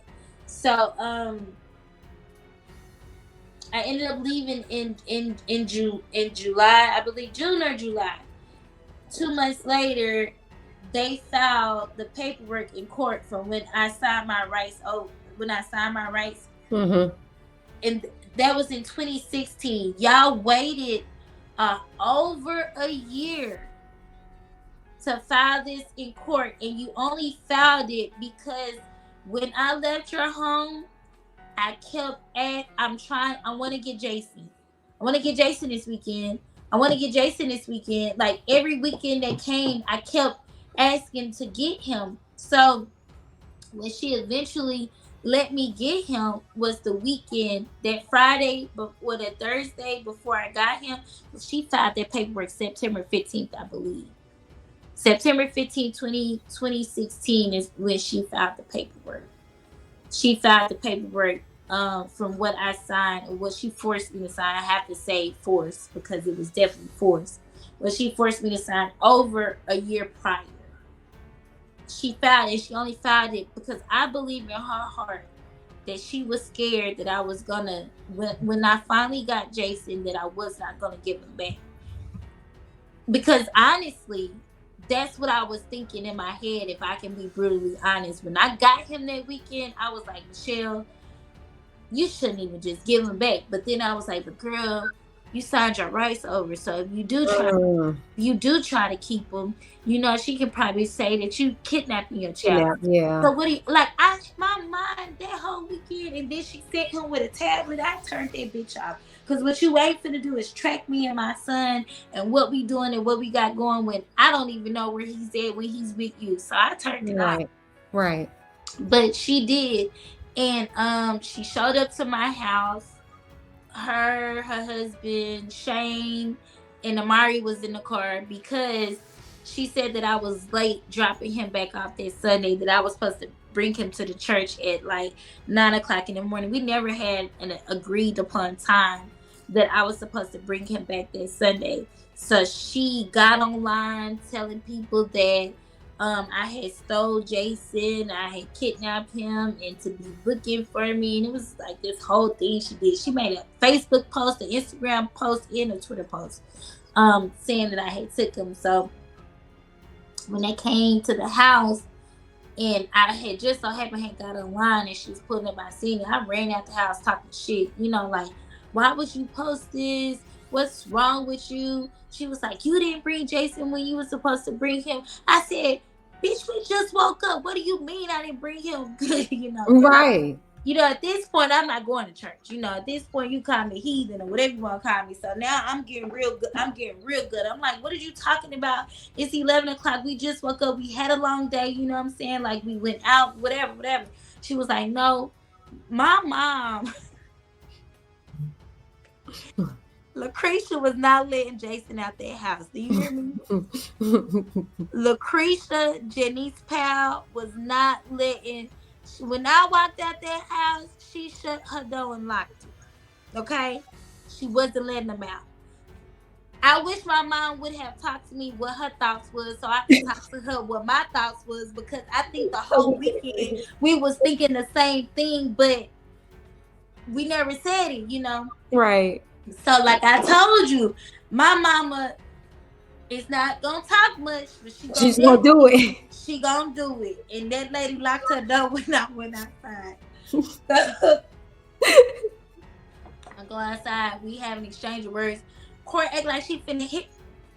Cora act like she was finna hit me. Once I realized she was act like she was finna hit me, Brandon looked at me and knew that I was about to lay her ass out. He scooped her fat ass up so damn fast and put her in the car, you know. So now at this time, me and Cora were going back and forth. Brandon is always a diffuser of a problem. He tries to diffuse things and de-escalate situations. And Shane, I don't know what the hell Shane was doing out there. Shane, a booty eater. I don't know what he was doing. And I don't know what he was doing. Anywho, so Brandon is trying to diffuse the situation. So he was like, Michelle, will you please just go and get Jason? And I was like, I ain't going in to get Jason. She need to stop all this shit she doing or whatever. Cause at this time, you know, my mind now I'm up. You know, I'm up. Whoa. You know, I ain't no more black hole. Ain't no more. I'm scared. Ain't no more. You know, I'm scared to a certain extent, but I'm not. I'm in my mama's house, and I know my mama got a revolver in the house. So I know if you try to jump Foggy, Lucretia gonna do what Lucretia gotta do. You hear me? So I'm not. It's like, you want to jump, we can jump. You want to get froggy, we can damn sure leave. You know? Right. So yeah, and about this time now, Cora has called Bishop Jakes. So this is why I hold Bishop Jakes accountable. Okay. So now we get into why. We 2 hours in. We almost done. This is why I hold TD Jakes accountable. TD Jakes was on the phone, and because she was on Bluetooth, this is how I heard him. Your ass knew your daughter was at my motherfucking mama house that day. You knew that she was over there and wasn't supposed to be over there. You told her to get her ass in the car and that she needed to come home. Okay, that's how Cora ended up leaving my mother's house. He knew what his daughter did. Really? Yes. He knew what she did and upheld her in her wrong and has tried to cover it up since then. So yes, I'm gonna hold him accountable. Yes, I'm gonna hold Sarita accountable. Cause why the fuck from that? Cause when it was that time, when she had came to my house, she was just the children's director. She wasn't the children's minister. She wasn't no goddamn pastor. She wasn't no goddamn elder. She became all those things from 2016 to 2018.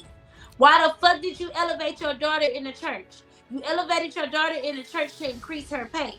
Because at the time with her being the children's director, her and my income was neck and neck. Really? Yes. Because I was going to ask you, how was she paying? Her and my income was neck and neck.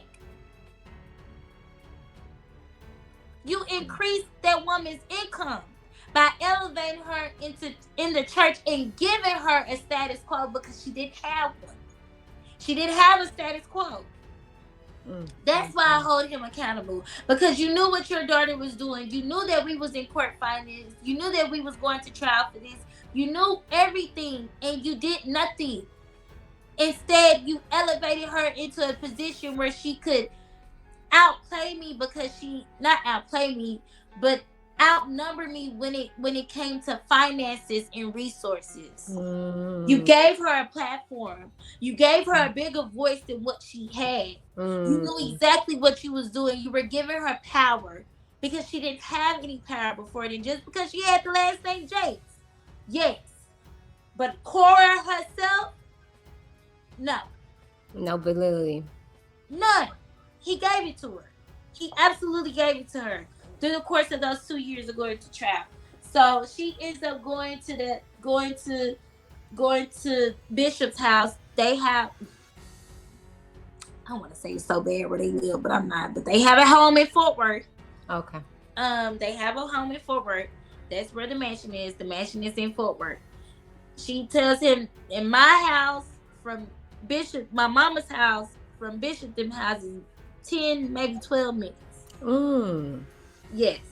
So she goes back over there. So then now it's only Brandon and Shane in my house. Next thing I know, when I look up, my Aunt Trina's pulling up. I said, oh Lord, my mama called my Aunt Trina. So she calls my Aunt Trina, and Brandon talks to me. Brandon has now convinced me to get Jason and bring him out. He convinced me to bring him out, and in my mind, I thought, I don't have any rights. I can't keep this child. My mom didn't even know that I had went to the lawyer's office with Cora and signed it. My mom did not know that. Wow. She did not know that. So that's why I was adamant with her at that time. Like, mama, open the door. Give me Jay. My mama was not gonna open that door. I'm saying that right now. She was not gonna open that door.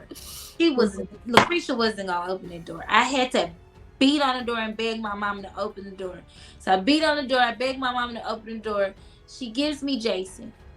I give Jason to Brandon. Now I'm crying, because it's just like I'm so overwhelmed, and I just really wish I would have spoken my thoughts with my mama that weekend, because I would have definitely been able to have a plan and have wisdom and have insight on how to move, and definitely would have known that I don't have to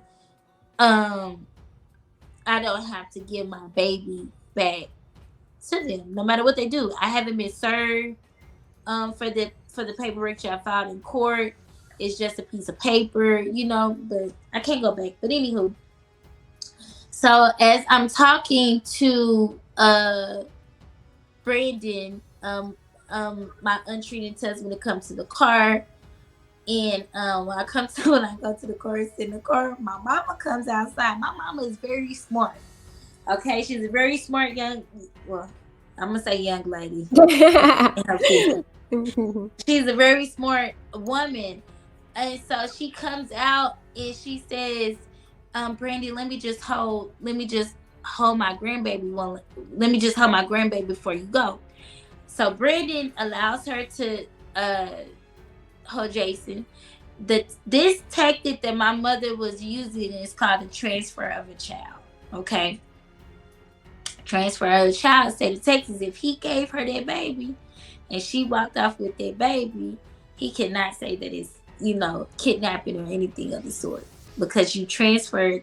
She asked for the child and you gave her the child. And so when he did that, my mom then comes and brings Jason to me and my Aunt Trina, and we sit in the car. Now my mom is trying to sit in the car and listen to the conversation, but again, me and my mom don't have the best of relationships, and I was ashamed because of what I had did, what I was forced to do, and I knew that my mom didn't know. And so I'm talking to my Aunt Trina. I finally tell my Aunt Trina, I said, "But Aunt Trina, I can't just keep them because I signed my rights over." My Aunt Trina telling me, "Michelle, it don't matter if you did that. You haven't been served. You haven't been served. You haven't been served." But I'm just like, "But Aunt Trina, you just don't know. You just don't know." Mind you, she secluded me. From my family. She secluded me from anybody that had a sound mind and could talk to me. She, of course, secluded me.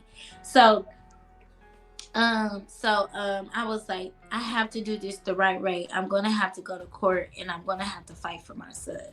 Right. And that's when I gave Jason back to Brandon. And I gave him back to Brandon, and I did that again because I thought that I didn't have no rights. Right. Not knowing that I did have rights, they didn't have rights to my son. Wow. But that all stems back to the fact of the matter that you didn't have proper legal representation. Yeah, I didn't have proper legal representation. I didn't have any of that. So then I get in contact with this lawyer, and he's like, "Well, the first thing you need to do is go down to the courthouse and see if they have anything, pending or anything coming up in court, if they filed any paperwork." And that's how I found out that they filed the paperwork that they filed. So I immediately wrote, it was like maybe a 3-4 page letter to the judge, telling the judge, because the lawyer told me what I needed to do. You need to rebuttal, and you need to rebuttal immediately, and you need to set a hearing date or court date for it. So I wrote a 3-page letter to the judge, and they set the court date for October 25th. This happened in September. Cora got served and texted me on October 20th and was like, "Oh, this is what we're doing. So we're gonna go to court and handle this in court." And then that's when I was like, "Oh, this bitch crazy. Game on." And then we battled it out in court. The first trial was thrown. It was a lot of misstep. It was a lot of paying off. It was a lot of not abiding by the law. And my lawyer absolutely threw my case. Cora did not have to present her medical records, her medical history, her income. They did not do a case study evaluation. In fact, their lawyer asked for them to not have to do a case study evaluation because Cora had got a CPS case.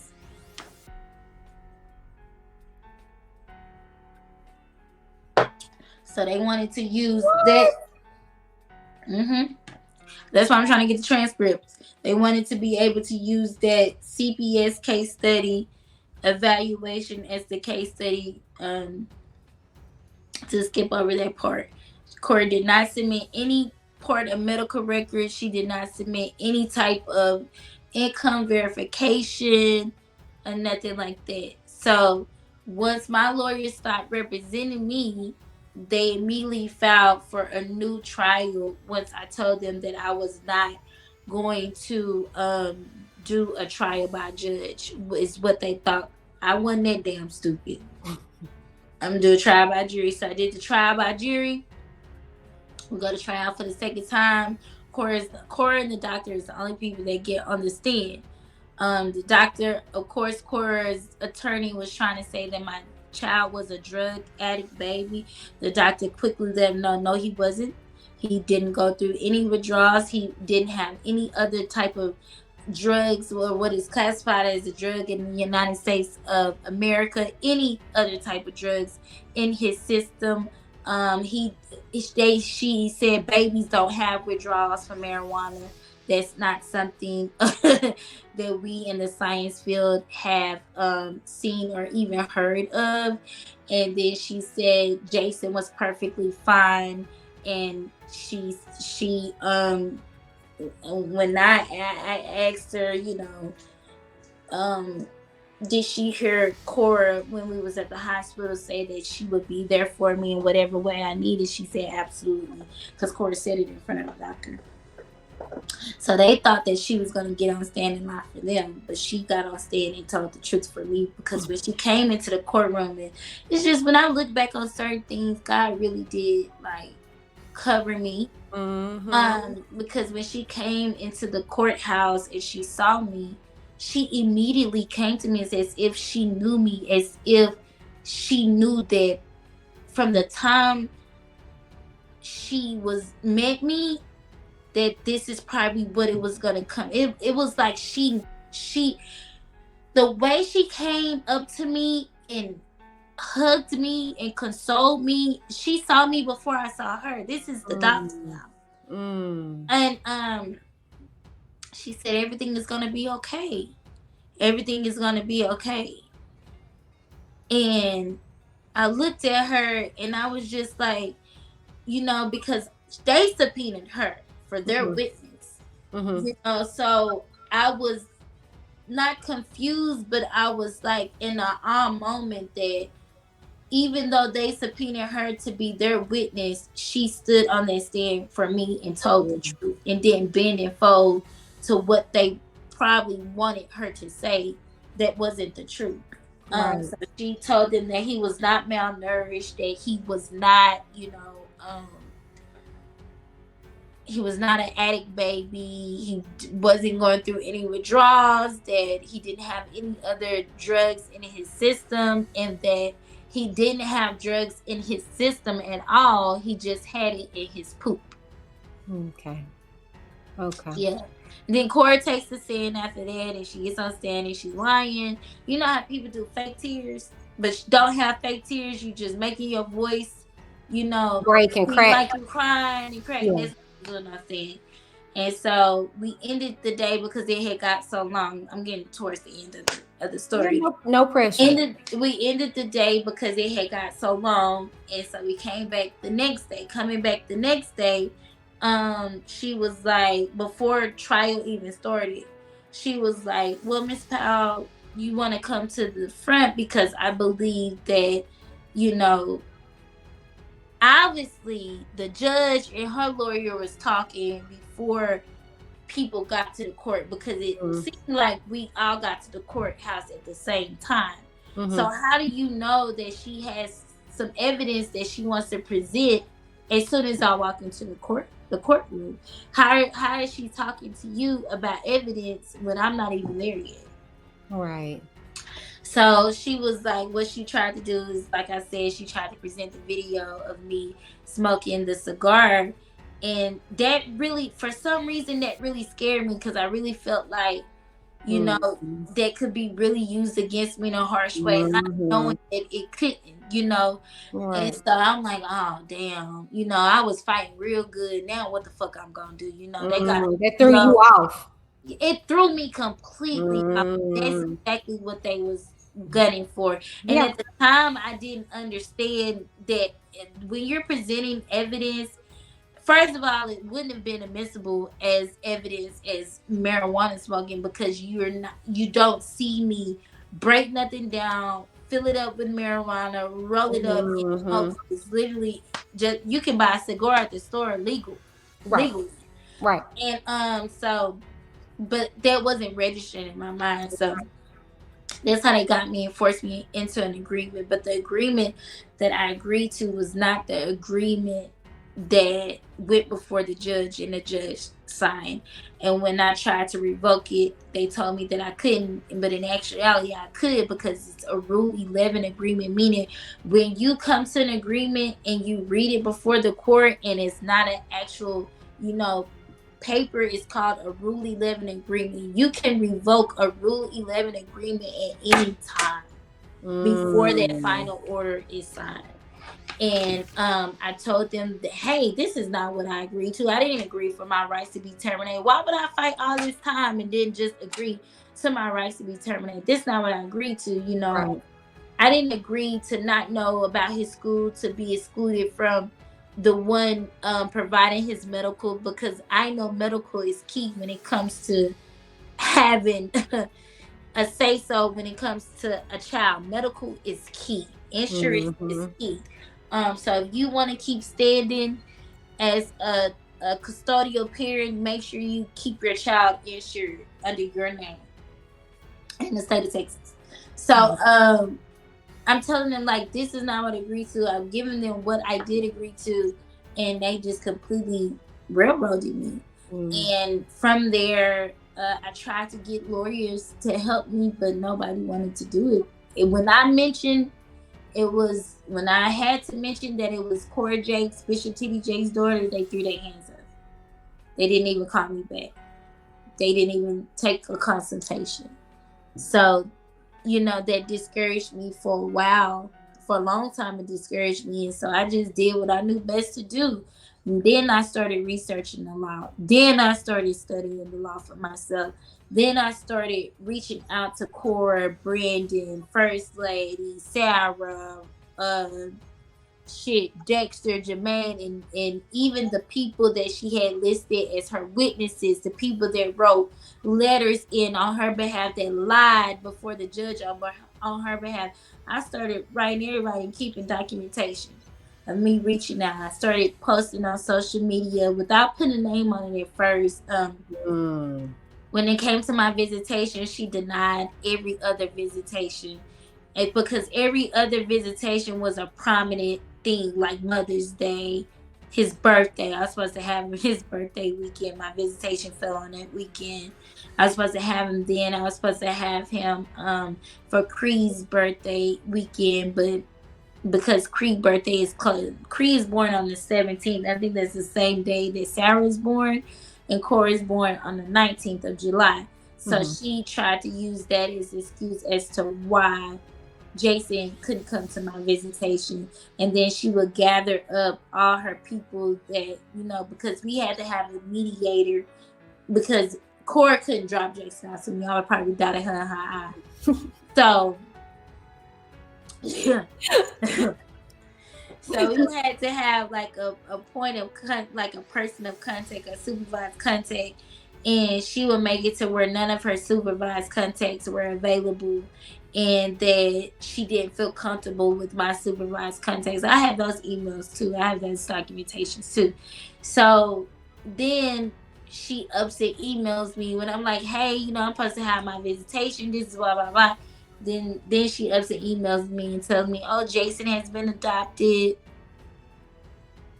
Jason has been adopted, and these are the standards, these are the boundaries. You're not his mom, and we've cut off all communication from him to you because you keep referencing yourself as his mom, and that's just confusing for him, and we're trying to heal after this long court battle, like just a whole bunch of bullshit.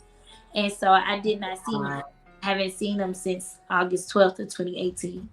Off hearing just how she got where she at, a lot of manipulation, a lot of tactics, and so here we are. Okay, so now we just got through hearing about this court proceeding that I say a setup, but this court proceeding and these violations through and through this whole process, and now we're here to where now you're here in the present day, if you will. And so now you're coming out and you're talking about your story, I would assume, right? Now what was the last straw for you that made you be like, all right, enough is enough, I'm naming names? What was that? Because you were very emotional on that video. Yes, I was. Before I answer, can I address something that I read? Yes, ma'am. Do you want me to pull something up? I can't really go all the way back to the comment, but I want to make clear that Cora did not. When I said Cora came to my mother's house, this was in 2016. Okay, Cora has never spent the night at my house when we were younger. She did not come to my house when we were younger. My mama didn't play didn't do that. We could not have people spending the night over our house. Our cousins barely spend the night over our house. My mom was not that type of mom. So do not get misconstrued and twist what I am saying. Stop hearing what you want to hear and listen to what I am saying. Cora came to my mother's house. This is in 2016. I'm a full grown ass woman at this time. I have all my children with me. She came over to my mother's house to start mess, to start drama when she knew she was wrong. So I just want to clear it up. This present day time, when I talked to him this past Thanksgiving, I was able to speak with him because I created another page that wasn't one of my main pages on Instagram, and Cora was posting pictures and stuff of her and Jason, and it egged the fuck out of me, and I'm just gonna be honest, because it is so hard seeing your son flaunt around on social media as if you don't know that I've been reaching out to talk to him, to see him. It's even more disheartening when you see people you once called friends that gets to grow up and see your child on a daily basis and know absolutely what this woman has done to you, and y'all still stick beside her. That is extremely even harder for me on most days. So on this particular day, Thanksgiving, I had enough. I had enough. And I reached out and I just let it all out. And she started to respond. I can't get into the details of that conversation, because I'm definitely going to be using those messages at the right time. Right. The right time is right now to share it. Mm-hmm. So from that conversation, I got to talk to my child. Yeah. How was that? It was. I know you can't go into details as to what y'all spoke about. It was bittersweet because I knew that was probably going to be my first and only time talking to him, because I know the type of games Cora play. So you think that was used to basically like, okay, here, girl, shut up now, be quiet. But that didn't shut. That's not going to shut me up. It angered me more. Right. Because you thought you could play on my intelligence like that. I am not Michelle from 2014. This is 2023. I am standing in my truth, and I am standing on the truth. And if you thought one phone call with him was going to get me to close my mouth, you absolutely thought wrong. It's only going to make me scream louder. It's now I'm coming on live every day. And now I'm emailing him every day. Now I'm trying to talk to anybody and everybody I can. That's not gonna make me shut. And now I didn't physically see him on FaceTime. I want to see him even more now in person. I want to have him even more now. I get angry even more of what you did to me. Right. And how it's been years that I haven't seen him physically, and his siblings haven't seen it. It ignited a flame in me so much more. Bitch, I'm not being quiet. Can I ask you this? So would you say, I don't know if you can answer this now, do you think Jason like, no, you mama? He absolutely knows I'm mama, because I told him that. When he tried to call me Miss Michelle Jason was basically being coached, manipulated in the audio messages that was being sent before I actually FaceTimed him. He was being coached, and I had to correct it right then and there. And corrected it. He started calling Cora his adoptive mother. Like I told her, I'm not going to lie to my child, and I ain't going to sugarcoat the truth. Jason, I am your mother. I am not Miss Michelle. I am your mother. Yeah. And it ain't no confusion. You 8 years old. You can't be confused about that. I am your mother. And if she tells you I'm not, like she has, she a bald face ass lie. No, Okay. I'm not lying to you. I told him, I said, Jason, I love you. I have always fought for you. I'm gonna keep fighting for you until you're home. I am your mother. I am not Miss Michelle. I did not willingly, you know, I did not willingly sign no documentation twice. Not willingly. I never willingly gave you up, and I look forward to the day where I'm able to hold you, where I'm able to talk to you and smell your neck and look inside your nose, see if you got some boogers in there. I'm looking forward to the day where we're all together and we're cooking and we're cleaning and y'all getting on my nerves, running around the house, arguing and fighting or playing, and y'all won't stop playing like I do with my kids now. So I got another question. Do you think that if maybe she would have allowed you to be involved in his life, do you think that you would have still pursued to get him back, or that was never like the case? You always wanted him. I've always wanted him. I think that I probably would have been okay. I would have been more okay if fuck that. No. Sorry. You ain't gotta do that over here. This ain't that type of thing, baby. You be as real and authentic as you can, cause I am. Cause I was just, cause I'd be curious. Like most people be like, well, maybe it was just because she kept him away from you. But I'm thinking, no, it was. I want my child. It would. Ain't no reasoning. Right. Ain't no reasoning. He never belonged to you. Right. You took my baby. I'm not finna reason with you and be like, well, let's figure out a visitation. Let's do no, because when that opportunity could have happened, you decided that you wanted to continue to fight me in court and continue to try to manipulate me and manipulated me through the court system, not only through yourself, but through the court system, and took my child. So I don't have any other type of arrangement. I want my child. Period. So why do you think the family, and to my recollection, have not spoken out about it? Because they think they Jay-Z and Beyonce and they don't have to address shit. That's what I think. They want to continue to, they want to protect their image and protect their public figure and things of that nature. I don't give a fuck about none of that shit either. Y'all wrong, and I'm gonna speak my truth, and I'm gonna stand on the truth. And since y'all didn't want to hold your daughter accountable when y'all should have held her accountable when the shit was private, God made it known public. So guess what? All y'all motherfuckers is accountable. Every last one of y'all. Period.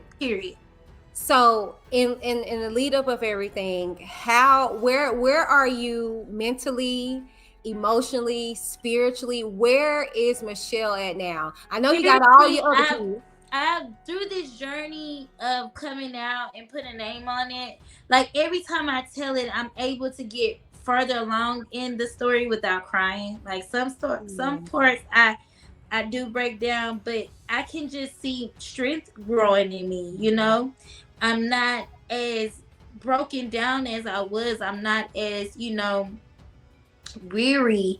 Now I'm in a fight now. Like I don't have time to be broken down. I have to have all the strength to be able to fight. I get more strength every time I'm able to tell this story. Every time I'm able to share this story, I'm able to get through the emotions. I'm able to fight. I'm able to have the strength that I need. So that's how I'm doing mentally. Mentally, I'm okay.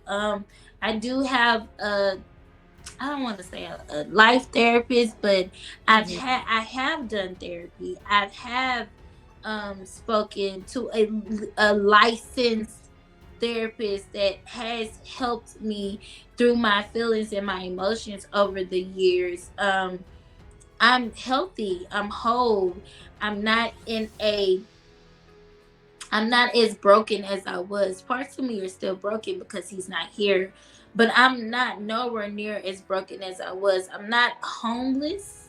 I live in a 4-bedroom house and not a small 4-bedroom. I saw.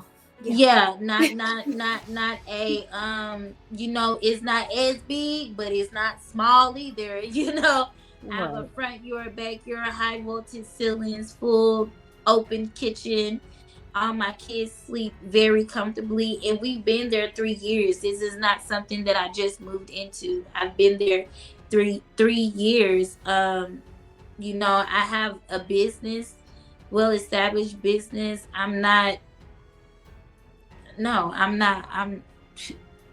We shaking and moving things, baby. We shaking and moving things. Absolutely. It's not giving broke. It's not giving homeless. I might not have as much money as them, but my kids, their refrigerator full. Right. Their rent is paid. Their lights is paid. Yeah, their water is paid. A complete, fully furnished house. They got every gadget there is, every station, Xbox, hoverboard, phone, J's, Air Force Ones. Shit, they get on my. They kids. I understand. Mine get on mine too. Okay. Girl, I understand. It ain't no lacking. It ain't no lacking. Well, it ain't no poverty over here, because somebody said something like that. Well, you think he really want to be taken from it? Listen, let me tell you something. It might not be no mansion, but he ain't gonna lack for nothing. I guarantee you that. Right. Ain't no roaches, ain't no ants, ain't no bugs, ain't no none of that. We ain't in no hood. We over here with in the suburbs with the Asians. If you stay with Asians, you done made it. People think when you stay with white folk, you really made it. No, when you stay with Asians, they got that different paper. Yeah, honey, you didn't kind of leveled up a little bit in life. So this ain't got nothing to do with money. I know this has everything to do with what was done to me was wrong. Period. And I have positioned myself. I have fought through my struggles of life to position myself to be properly able to take care of my children. And I deserve and I want my child. I did not just start fighting in 2023. I've been fighting since 2016. I've been talking since 2016. I've actually, the day they forced me to sign my rights over, I made a status on Facebook and say, what do you do when you feel like you've done the wrong thing? People don't even know that I was talking about that. And Cora commented under that status. I think I'm going to post it. I gotta go find it. But she commented up under that, and she said, "When you've done a God thing, is never the wrong thing." She said something along those lines. She's always she's used God through this whole ordeal. And I'm just, And so that's horrible, because it makes you have a morbid mind frame of God. Yeah. And God, this is not of God. God is not the author of confusion. You can't pay me to go to church now.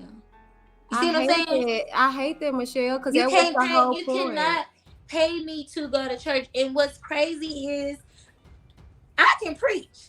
Right. I have the gift of prophecy in interpreting dreams and things like that, but you can't pay me to go to church. I just decide to have a individual relationship with God. I read my Bible, I pray, I talk to God before is going and fellowshipping with brethren. I don't trust the church, and I don't think I would trust that for a long time. I would have to get to the place like you can't pay me. No. Well, I hate that, because all churches aren't the same. All churches aren't the same. But I get it.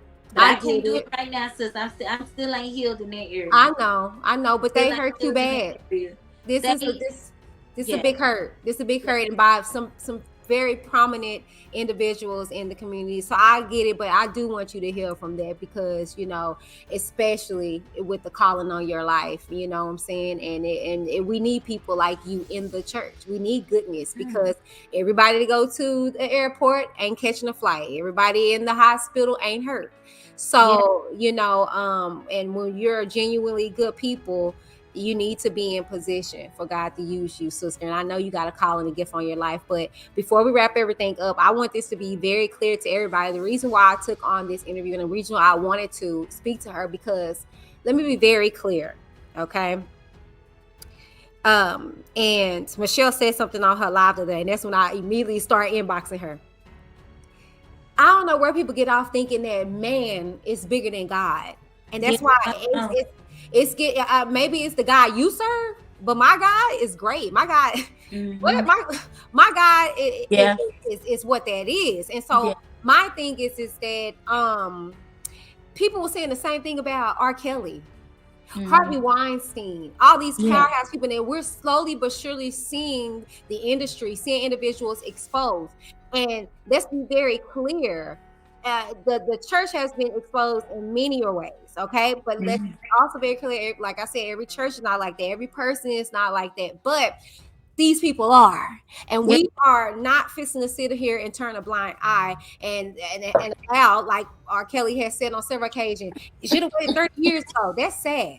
Okay, that's 30 years. And you see how God came back and gave him 30 years. That ain't no coincidence. You are merely, you're not getting away with anything. You're merely getting by. And see, the thing is that if this was something that was of God, okay, it will be solidified. It would be at peace. It's no peace in her spirit. And so I couldn't have been on this platform. I may not be great. It may not be just like, and I was telling her, I'm not at 100,000 like Satasha K, millions or whatever, but I know that I'm here with purpose. I know that if I'm not able, I know somebody else is. I know that I don't mind getting my foot wet, and I know I'm powerful. I know I'm great, because the word of God tells me, with God, he's more than the world against me, baby. So I don't care. I'll stand alone. I do it quite often on my platform. So I stand with you, sister. I believe you every day. Okay. And hashtag get Jason home. Okay. Bring Jason home. Okay, bring Jason home. Period, Pooh. And you're hearing me. Okay. With all these people on here, I am going to do my due diligence by connecting you to whoever I can. Lifetime, where you at? The New York Times, where y'all don't be scared. And I do have a book out. Yes, I was just about to talk to that. Yes, it's called Dare to Stand. You can get it on Amazon.com, or you can go to my website, michelleloud.org. I also have a GoFundMe because I do need help in the fight. And you can cash out Love in the First. If you don't want to do GoFundMe, you can also do Zelle if you have it at bringjasonhome05@gmail.com. And just go get the book, y'all. It's not just a good read, but it is an honest truth. And for those who don't have time to sit and listen to lives or listen to interviews, I think that the book would do just for you to read it. I share a little bit more insight in the book than I have on the live. So it's called Dare to Stand: The Authenticity of a Mother's Journey. And I really appreciate the support. And to anybody that has dealt with what I'm dealing with, gone through what I'm dealing with, I love you. I'm here for you. And we got this, and we can stand together. I'm not interested in tearing any other mother down that's fighting, or any other father down that's fighting, because I do understand that fathers, it's fathers out here that's also fighting for their rights to their kids as well. And I think oftentimes we forget about them. So I'm standing with you all as you all are standing with me, and I just cannot thank y'all enough for the love and the support. And it's the belief for me, because that has been a big thing. You can't get support without somebody believing in you first. And I just want to say thank you for believing in me. And my goal is to get my son home, and that's what I'm going to manifest. So. Woo! All right, you guys.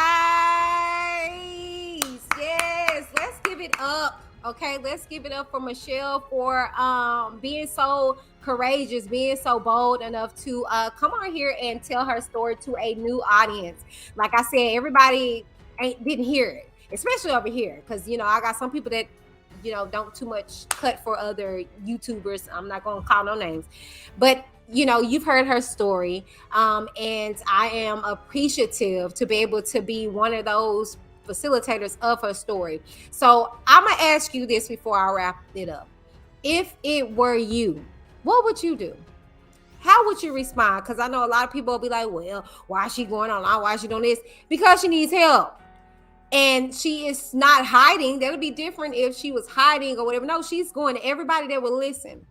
Okay, as I would. It's kind of like a desperate thing, but it's not a bad desperate. It's a good desperate. Like, listen to me. I got evidence. I got this and that third.